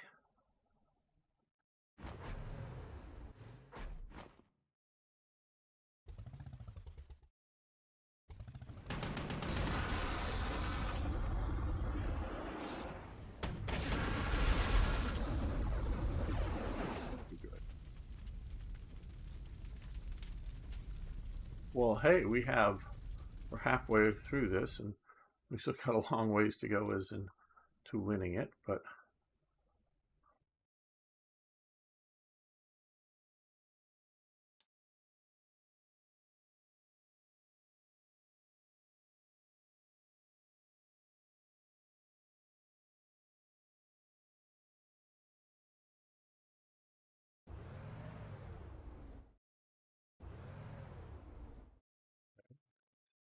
them. We're going to deploy. Yeah, yes, I think so. So, no,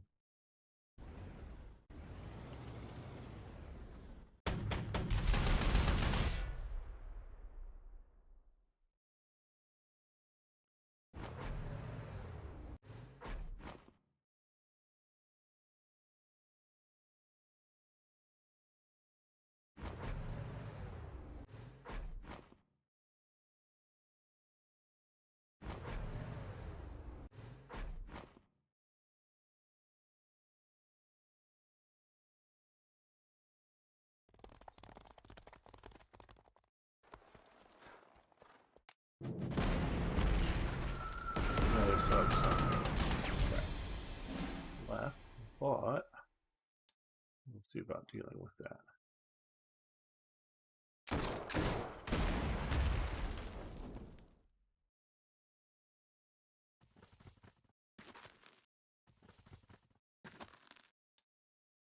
I think they're going to just suffer with being.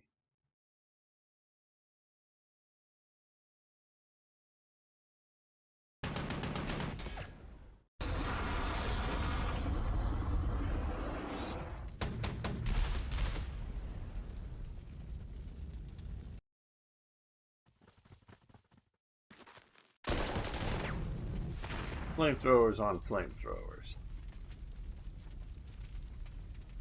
You got pounded pretty hard.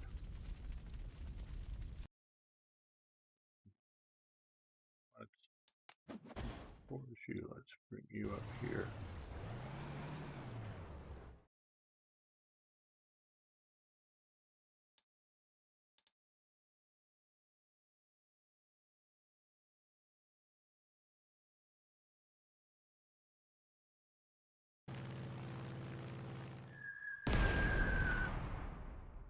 Okay, and to deal with these guys.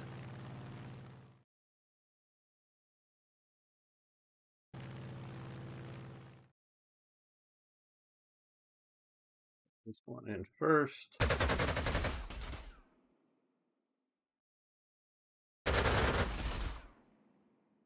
Oh, we should have shot. Well.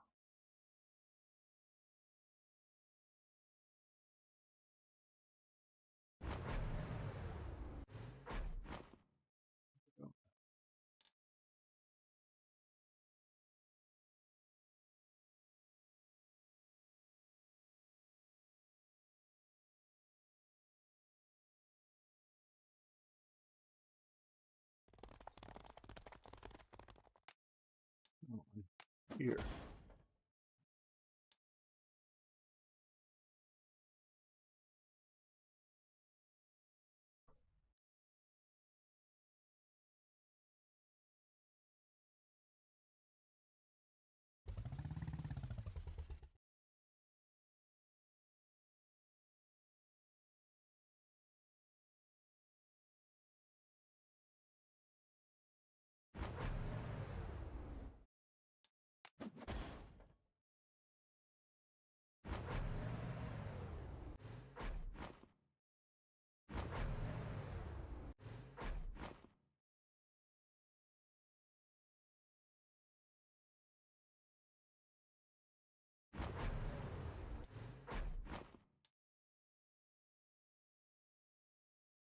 Okay.